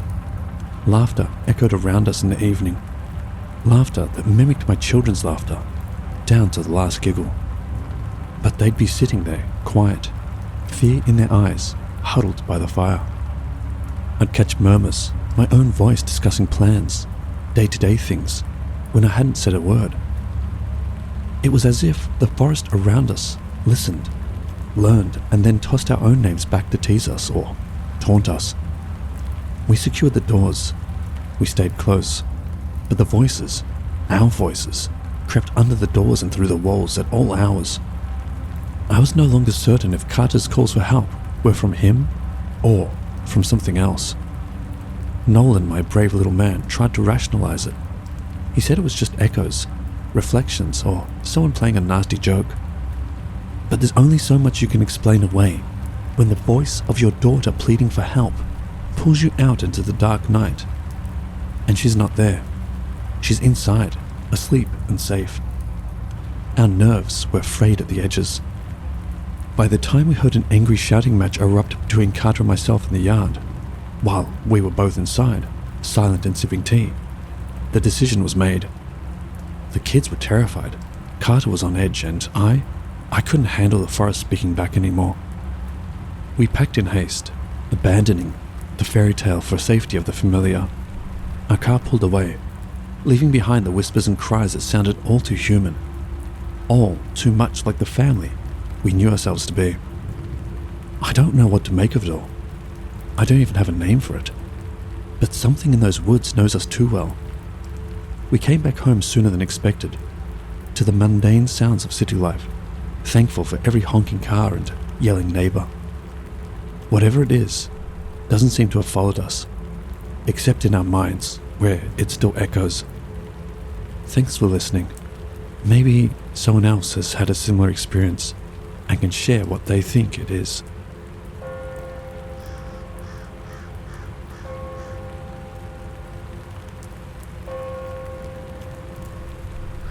Hey there. Never thought I'd be writing something like this, but here we are. My name's Mike, and my partner, Jenna, and I moved into a duplex earlier this year. You always hope the move comes with an upgrade in life, don't you? But what we got wasn't listed in the brochure. We loved the place at first glance, a proper home with those small quirks that scream potential. But not long after settling in, that potential turned peculiar. It began subtly. Jenna's got this melody she hums when she's busy around the house. It's a nice tune. I have no idea what it is, but it always made the place feel more alive. One evening, I'm down in our little DIY basement workshop, and I hear Jenna's humming from upstairs. Figured she was home early from her friend's place, so I drop my tools and head up for the usual welcome back chat. And what do I find? A quiet, empty house. No Jenna. Her car not in the drive. Nothing. I ring her up and sure enough, she's still across town, and no, she wasn't in the house humming that tune. Odd, right? Well, that was just the prelude. The next event really shook us.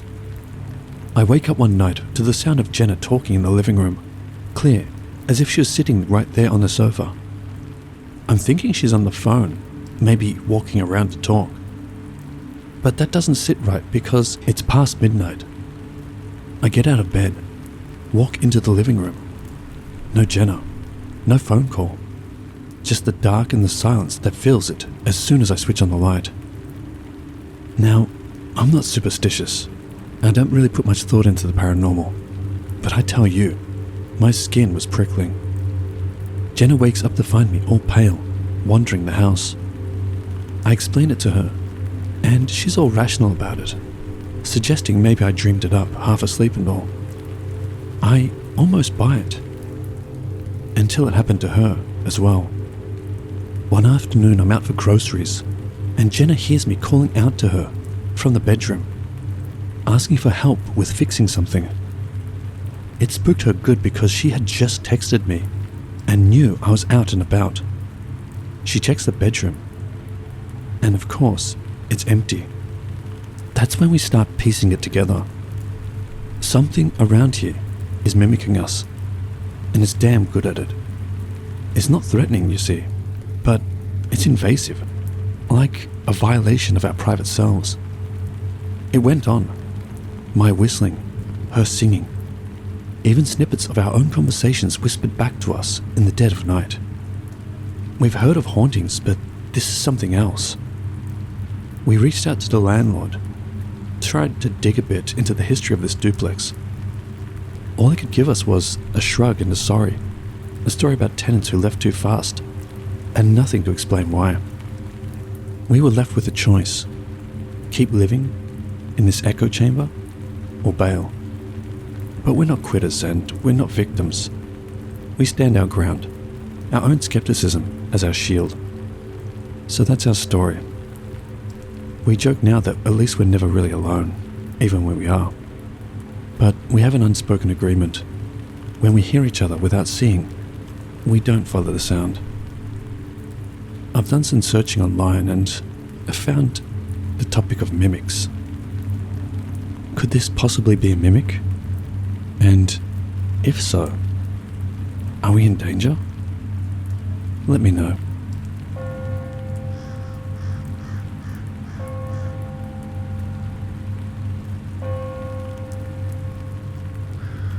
So this happened to me last September, and is one of the scariest events in my life so far.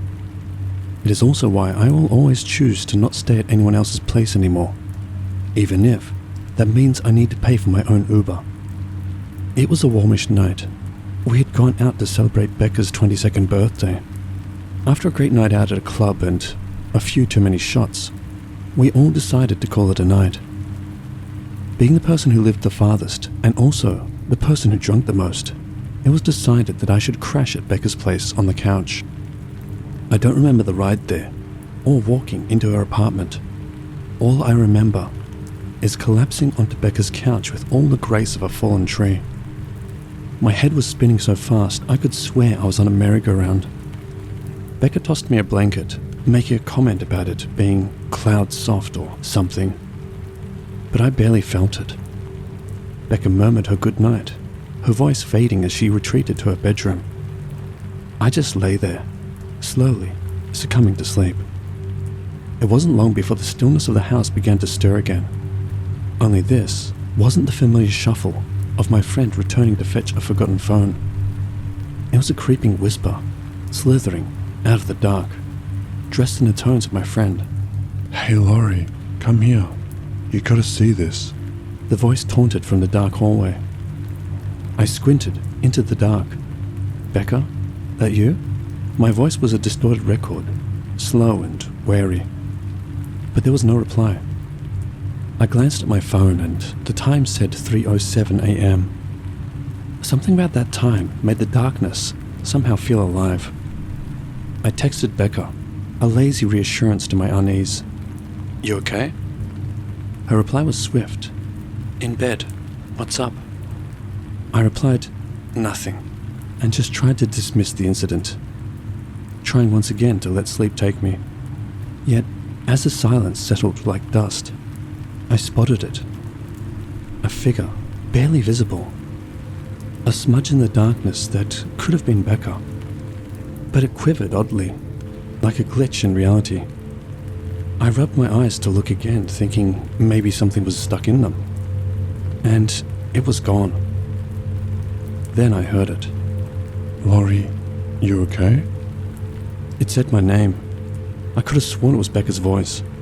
Was I hearing things? It then repeated. Laurie, you okay? But this time, it sounded like it was at the front door. Again, I whispered into the darkness, Becca? And added, this isn't funny. All the while looking around me to see if I could see anything else.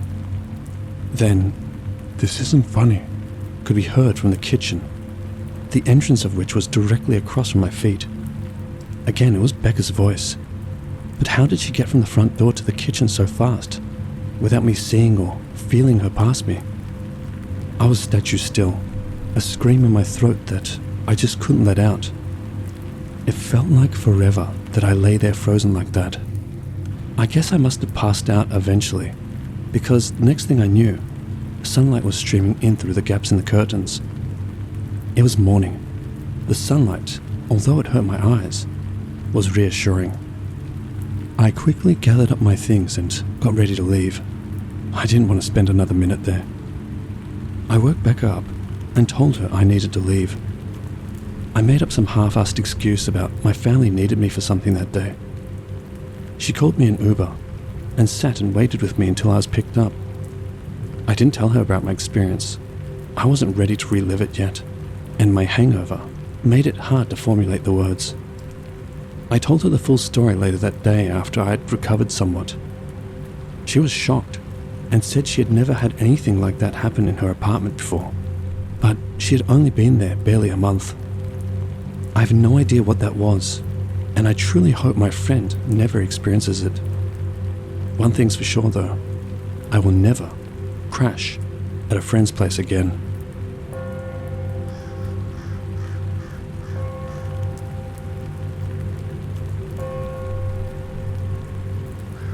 This happened when I was in high school.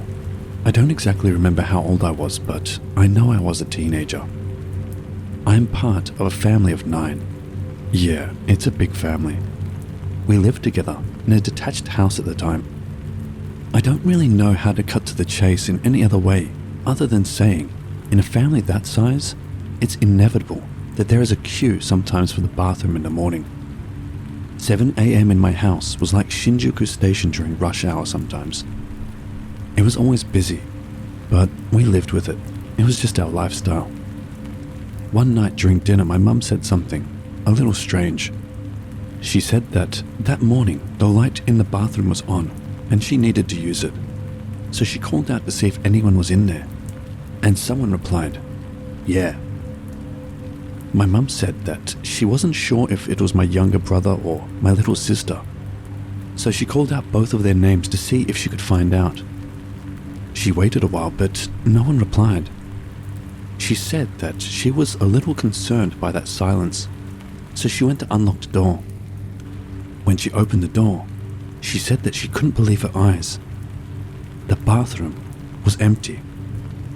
No one was in there, but she said she was adamant that she heard one of our voices coming from the bathroom. I wasn't surprised when she told me she got the chills after that experience. Of course, my dad shook it off and said that she must have been imagining or hearing things. I guessed that that could be a possibility. We lived in a noisy home, and when it was quiet sometimes, it just didn't sound or feel right. I suppose that sounds a little weird, but it's true. Some of my siblings agreed with my dad.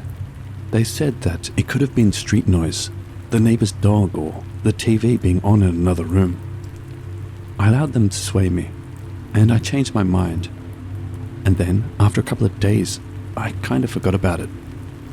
One morning, a little while later, I was getting ready to go to school, and I needed the bathroom.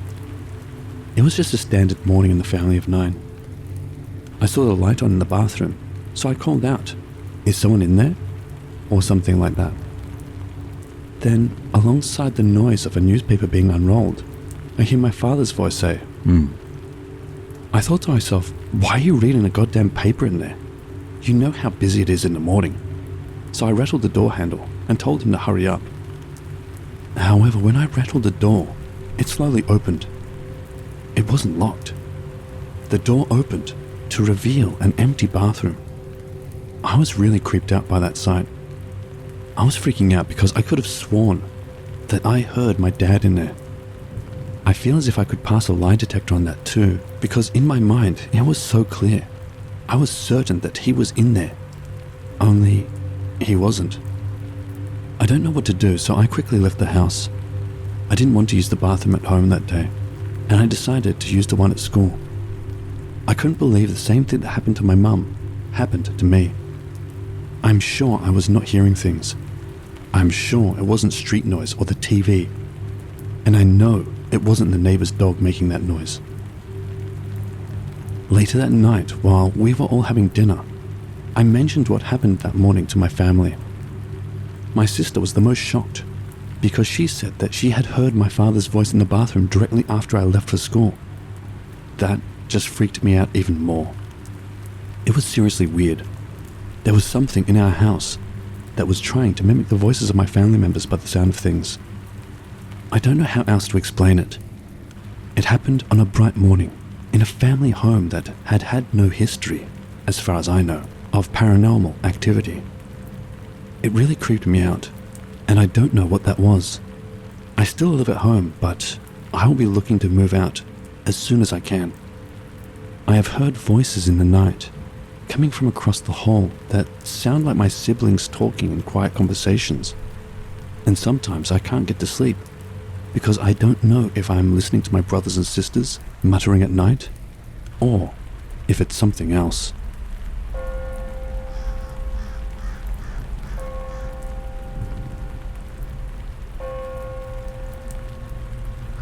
When I was 3, my family moved to Carmel, California. Our mother was casting astrological charts on the side for extra money. She became very good friends with a high Wiccan priestess, who was astonished at how accurate her readings were. So she tried everything to get Mum to join. It kind of intrigued Mum, but she graciously declined because she was on a different path. This high priestess had so much admiration and faith in my mother that she gave her a very old book of spells, a grimoire. Mum said that you couldn't just go out and buy this book. It was only in the archives in England, and an endorsement was required to receive it. The front of this book had white spells and positive incantations, but the back of the book had dark spells, summoning dark forces to do your bidding. She also gave her an actual cat's eye ring and a bat's heart that my sister Charity wore on a chain around her neck. weird. Mum later moved us to Pacific Grove. She found a house through a friend of a friend, and it was a deal she just could not refuse. It was a 3-level house with an attic, and the price was perfect. Nothing down, just start paying the mortgage, and the house was hers. Mum was so excited. This was the first house that she had ever owned, so she didn't even question why it was so cheap or why such a great deal. She just marked it off as being a blessing. It was a tall split-level house with a bedroom for Mum on the bottom floor, with the kitchen and living room. And above that were 2 bedrooms, one for my brother, and the other one was for my eldest sister Linda, my sister Melanie and myself. And then there was the attic where my other 2 sisters, Charity and Rachel, stayed. I have no memory of these events, so after separately interviewing 3 of my siblings and what I was told by my mother and eldest sister before they passed, this is what they recalled. Things were all right for the first few weeks, but then everyone in the house started experiencing signs of a poltergeist. Things being thrown and terrifying visits in their bedrooms. My brother had the bedroom with the door to the attic in it. He said that he didn't even know why, but the attic was always 60 degrees, even that hot summer. He said that one night the family cat was sleeping on his bed, and he was about to fall asleep when the cat jumped up and arched its back and hissed. He looked in the direction the cat was looking, and down the steps from the top was a dark floating blob. He said that he ran downstairs and it followed him. Our mother loved hanging pictures on staircases and in halls, and he said that this thing moved swiftly down the staircase, so much so the pictures flew off the walls and crashed to the floor. He then ran downstairs to our mother's room, where I was sleeping with her, and woke her up. She told him to see himself in white light and to say the universal word for God, which is Om. He said that he laid on the floor next to Mum's bed and didn't sleep a wink that night. He told me that he was sitting in the living room and a cat figurine jumped off the mantel and hit him hard in the head, and things were being tossed all the time. Everyone thought that there was something off with our sister Charity, who stayed in the attic with Rachel. Charity started isolating herself from everyone and wanted to be alone with her many mice. She would leave the house and talk to the trees, and she felt like the leaves were answering her. When walking to school, she never wanted to make that long walk on the country road with her siblings, but more preferred to walk alone. She told me that a lot of the time in the house, it was as if her memories were shrouded by fog, like she was there but wasn't at the same time. Charity said that she wished I hadn't asked her because she had forgotten things about that house. She said that it might have been possible at times that something was near her, wanting her to be alone. She was only 12. Our mother sold wigs at the time. It went quite well into the 60s. She would hold wig parties at the house, and this was the time Charity would feel the closest to our mother. Charity would style the wigs for her, and when they were sold, she was so proud. It was their thing together. Well, at one of these parties, Charity was upstairs in the attic with her mice. She took very good care of them. She took one out and set him on the table, and she turned around to get something out of the cage, when, only a moment later, she heard screams coming from the living room 2 flights down. She said that Mum was mad and screaming for her to come down, and when she did, there was her mouse, the one that was upstairs. She knew there wasn't enough time for him to get down 2 flights.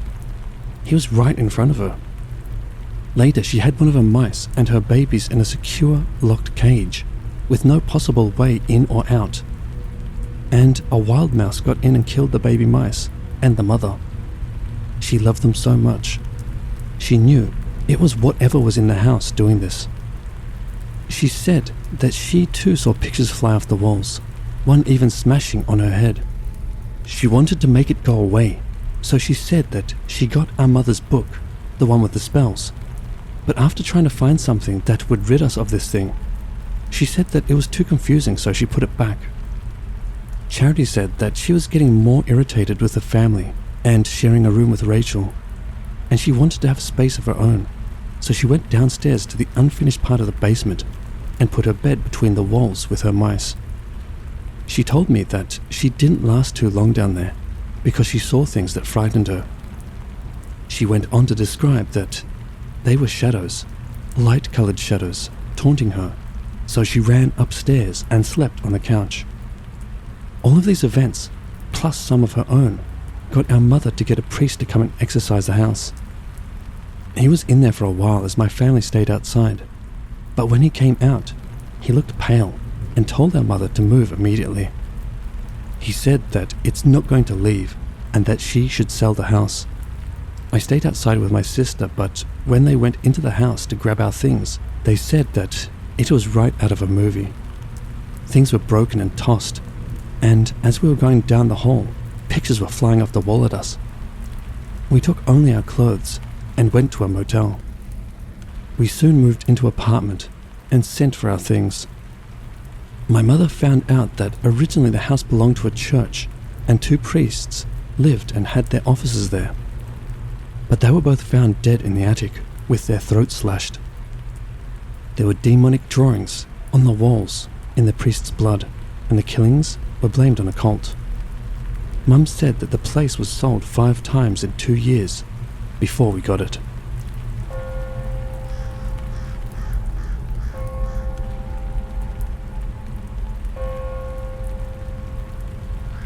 My mother was a single parent with 6 very well-behaved children, 5 girls and 1 boy. And my name is Brandy. I was the youngest and very small for my age. We were all opened up to the paranormal at an early age. This took place in Hollywood, California, in the late 60s. Mum knew her kids were all different, and she was very supportive. She would just tell us not to go around telling people because they would think our family was crazy. Looking back at life with my mother, I kind of tend to agree on so many levels. Something she always said stuck with me. People don't like what they can't understand. At the time, we were renting a downstairs duplex on Alexandria Street in Hollywood, California, across the street from this mean old lady. She lived in the back of this house with her windows blacked out, and she would scream at the kids walking or riding their bikes by. She even popped our balls if they ever landed in her driveway, and then she would laugh. I tried to be her friend because I loved everybody, but she had an evil soul. One day, our mother sat us down and told us that the owner was getting a divorce, so she and her kids wanted to move back to our place, so we had to move. Mum knew that it was going to be hard financially to come up with the money for the move, but she asked us to have faith in her, so we did. Mum worked 3 jobs and worked mostly day hours, so the only time we could all go looking at rentals was at night. All 6 of us would pile into this big, yellow, wood panel station wagon with a suicide seat in the back, and off we would go. The adventure began into the night. Most of the time, some of the doors to the rentals were unlocked. It was the 60s. All of us were armed with flashlights, but we had to be very quiet. The scariest times for me was when the doors were locked, so me being the smallest, my brother would help me into an open window in the dark, so I could run to the door and open it for them. Now that I'm writing this, I believe that was breaking and entering. My brother and I were very sensitive, so if there was a house that made any one of us uncomfortable, Mama would scratch it off her list and move on. It was hard to find a house that fit all of us, especially anything my mother could afford. One day I came home from school and was surprised to see all of our stuff was being moved to the house directly across the street, where a mean old lady lived in the back. I finally found my mother and asked her what was going on. She told me that she got a really good deal she couldn't pass up. Just stay away from that old lady, she told me. It was an old 2-story house with wood floors and a big porch that wrapped to the side, 1 bathroom and 3 bedrooms. It used to be 4 bedrooms, but a small portion in the back was divided to accommodate for another renter, that old lady. I must add that I was young and still very small for my age. That house was much bigger than the duplex across the street. Boxes were everywhere, and there was so much commotion downstairs. My mother was understandably distracted. I asked her why she didn't wait and let me check the house for anything bad first. Not wanting to make me feel dismissed, she took both of my hands and told me that there wasn't any time.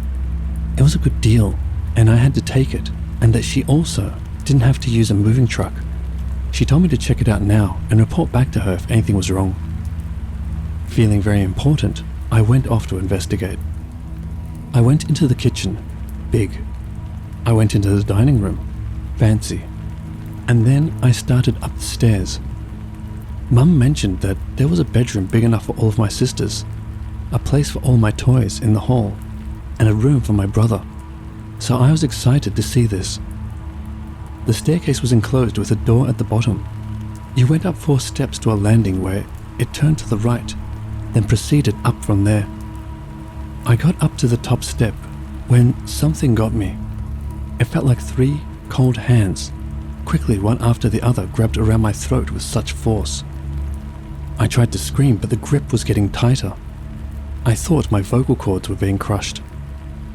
They started forcing me backward, with my back arched, and I felt like I was going to fall, but they just held me there for what seemed like forever in my mind. My toes teetering on the edge of the top step. I couldn't move. It felt like surges of electricity throughout my body. Then they started guiding me backwards, down the steps, fearing at any moment I was going to be thrown. I saw little spurts of my own breath coming from my nose as they were guiding me back down the stairs.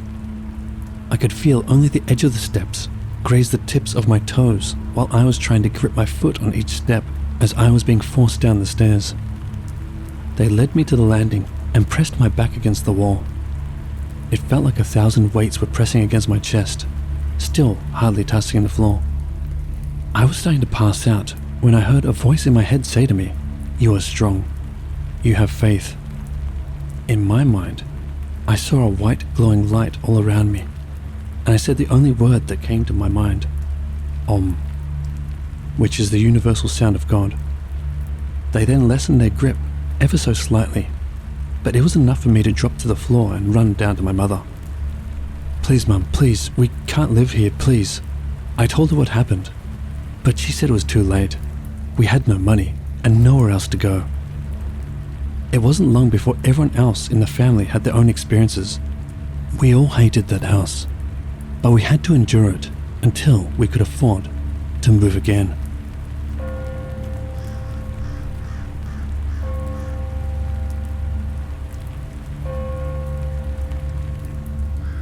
My brother liked to tinker, take things apart and see how they worked, if you will. He took the time to sometimes share that part of his life with me. I'd like to think that's where I got my inventor's mind and my ability to fix almost anything. He set up a workshop downstairs in the basement. I sometimes found some of my electronic toys being dissected so he could see how the mechanics worked. Then he would put them all back together on that workbench. One day I was looking for one of my toys, a little furry barking dog that walked, and I suspected that I knew where to look, but I was too scared to go down into that brick-walled basement alone. So I took my trusted cat, Frischka. He will protect me, I thought. I started down the stairs with my cat in my arms.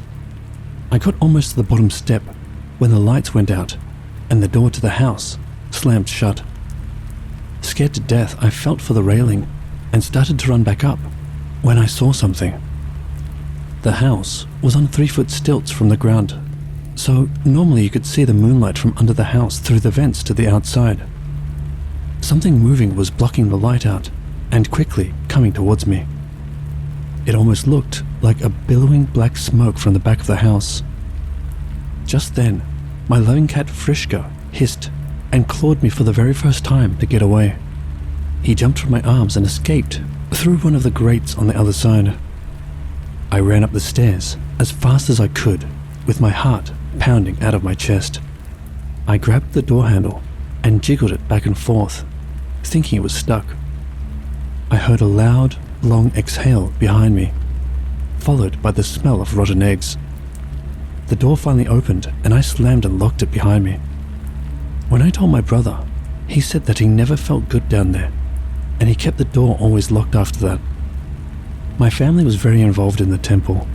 We cleaned it every Saturday and helped with all the events and variety shows. funny thing was that our family was so big, it felt like we were the variety show. One such day, they were all at the temple doing something. I don't remember what. I had just arrived home from school, and someone, I think one of my sisters, was supposed to be there to greet me. Now, this event happened in the hall. As you walk through the dining room into the hall, if you turn right, on the left, there is a boarded up wall to the tenant's dwelling behind us. That evil old lady. Just thinking about her now gives me chills. And next to her room was our main bathroom. If you turn left into the hall, you see my mum's room that she and I shared together. Next to her room was the door to the upstairs, and in the middle was the door to the basement. Well, no one was home, and I wasn't going to stay in that house alone, so I walked into the hall and sat on the phone bench. For those of you who don't know what that is, it looks like it's a wooden end table with a padded seat on it so you can talk on a corded phone.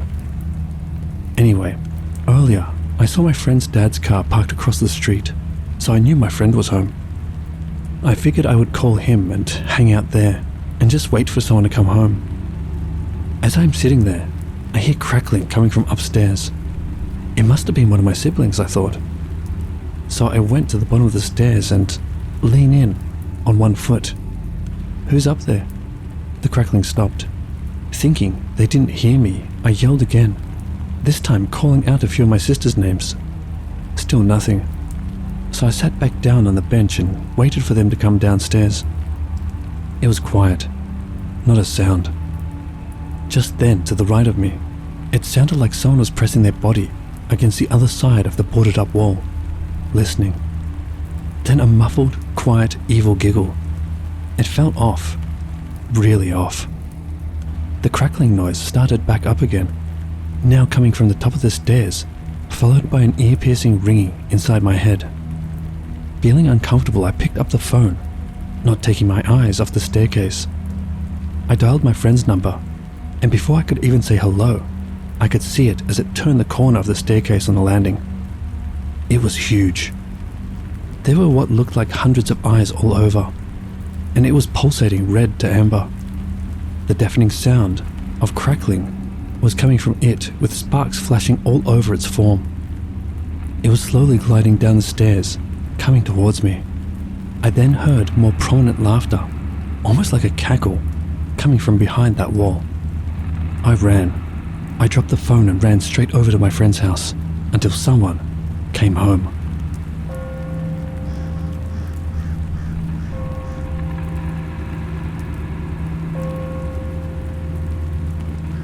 Now, please keep in mind that we only lasted 6 months in this house, so these are all the events that I know of within that time frame and were confirmed to me by my siblings firsthand. A brief description of where this next event took place. It was on the 2nd floor. Standing at the top of the stairs, to the left, toward the back of the house, was my brother's room. Inside the door to the right was a short wall at the foot of his bed. Alongside his bed was a window with some curtains. All of the head of our beds in our house always faced east. Then a desk next to his bed. Then an open space at the back corner, near the closet. On the right of the stairs was all of my sister's room. It was long and big, and set up as follows. Closet to the far right, then lined from left to right. 4 single mattresses on the floor, next to each other, with all heads to the east, then a window. My family were all avid readers. Well, that's pretty much all you could do back then.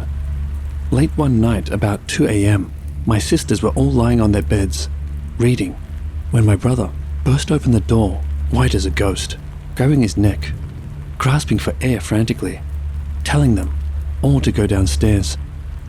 He briefly shared his experience, then ran out of the room. At that point, he ran downstairs to wake up our mother. I witnessed this because I shared a room with her. Actually, one of the beds upstairs was supposed to be mine, but I always complained about seeing a man hanging from a rope over the staircase landing. Plus, I had too many other experiences up there myself. The door swung open, slamming against the wall. He was standing there in a white t-shirt and PJ pants. There was no color in his face, and his neck looked like it was on fire. He said that he was just falling asleep when he felt a negative presence. Something caught his eye in the back corner of the room. It was a full-body apparition of an old man, and there was hate emanating from him. He started to sit up, but the man flew at him from across the room. He tried to describe it as quick, like 1 second he was there, and the next he was on top of him. So fast the curtains and everything else in the room was affected, like a big burst of wind. He grabbed his neck with both hands gripping tight and was choking the life out of him. He said he was nose to nose with this thing, and to this day he can't shake the evil image of his face. My sister and I both remember him saying at that time that the man in a guttural voice said, I want your body. My mother put a cold rag on his neck and calmed him down. We all remember dark bruises in the shape of 2 hands that stayed on his neck and chest for over a week, and he never slept upstairs again. Through the years, he never wanted to talk about this until I told him I was writing our story. Now, on that night, all my sisters brought down their bedding, except one, my sister Rachel. She was headstrong and stubborn, still is. She was the cut the crap, it's all in your head type of person, until it happened to her. My elder sister Linda tried warning her that on numerous occasions she saw something dark lurking in the closet, and that one night she woke up to something pressing down on her while she was sleeping. But that didn't deter her. To her, we were all dramatic and crazy. I guess Rachel thought that it was kind of cool because she got that big room all to herself. Well, one day, she was upstairs taking a nap. She never slept without the fan on. The fan was located all the way across the room in front of that closet. The fan was round in the shape of a fat can. It was about 17 inches tall and 14 inches wide, with slats going around it about 2 inches apart, with big metal blades. My sister always slept with her arm extended out from under the pillow. She said that she was sound asleep, and all of a sudden she woke up to her finger being sliced by the metal blades of the fan, and she was in extreme pain. She pulled her hand out of the fan and ran downstairs to her mother. I remember that there was a lot of blood. My mother then wrapped her hand with gauze and papaya to eliminate scarring. We all went up to investigate. The fan was still there, but it was unplugged. We couldn't understand how it even got over to her. We had shag carpet, so it couldn't have vibrated. Plus, it would have had to travel over some articles of clothing that would have stopped it about 5 feet away from the bed. The plug was across the room where she said it was plugged into, and the cord wasn't long enough to reach her bed. You know, after having that happen to you, and the fact that your entire family is now sleeping together downstairs in the living room, and the fact that she saw the fan that cut her was unplugged, wouldn't that make you say uncle and join them downstairs in the living room? Nope, not her. She stayed sleeping up there for about a month, until she was forced to believe us. By this time, she had made the room her own. She took 2 of the mattresses and put them on top of each other, and put them both long ways under the window. She told me that she was in the beginning stages of a dream state, when she was fully awakened by pressure on her chest. It felt dark and evil. She couldn't move. All these things were racing through her head when she remembered what our minister told her when we were in council about this house. He told her to try to communicate with it, asking if it would follow her spirit guide into the light. So as she did, the pressure started to get worse. The more love she sent, the heavier it got. She said that it felt like a cement slab crushing her body and expelling all of her air. I asked her how she got out from under it, and she told me that she prayed and said some things our minister told us to say, and it lifted. After that, for the rest of the time we were there, she slept in the living room with us.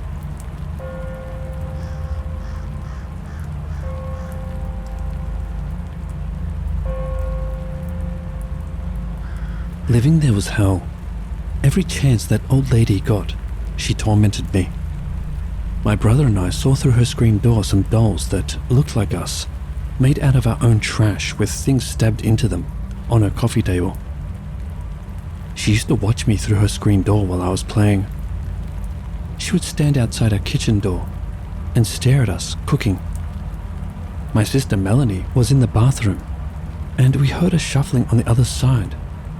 So being curious children, we put our ears to the wall and heard her breathing and swallow. How long was she listening, and why? Melanie, who made fun of me for not wanting to go upstairs or to the bathroom alone, was faced with her own frightening experience in the bathroom.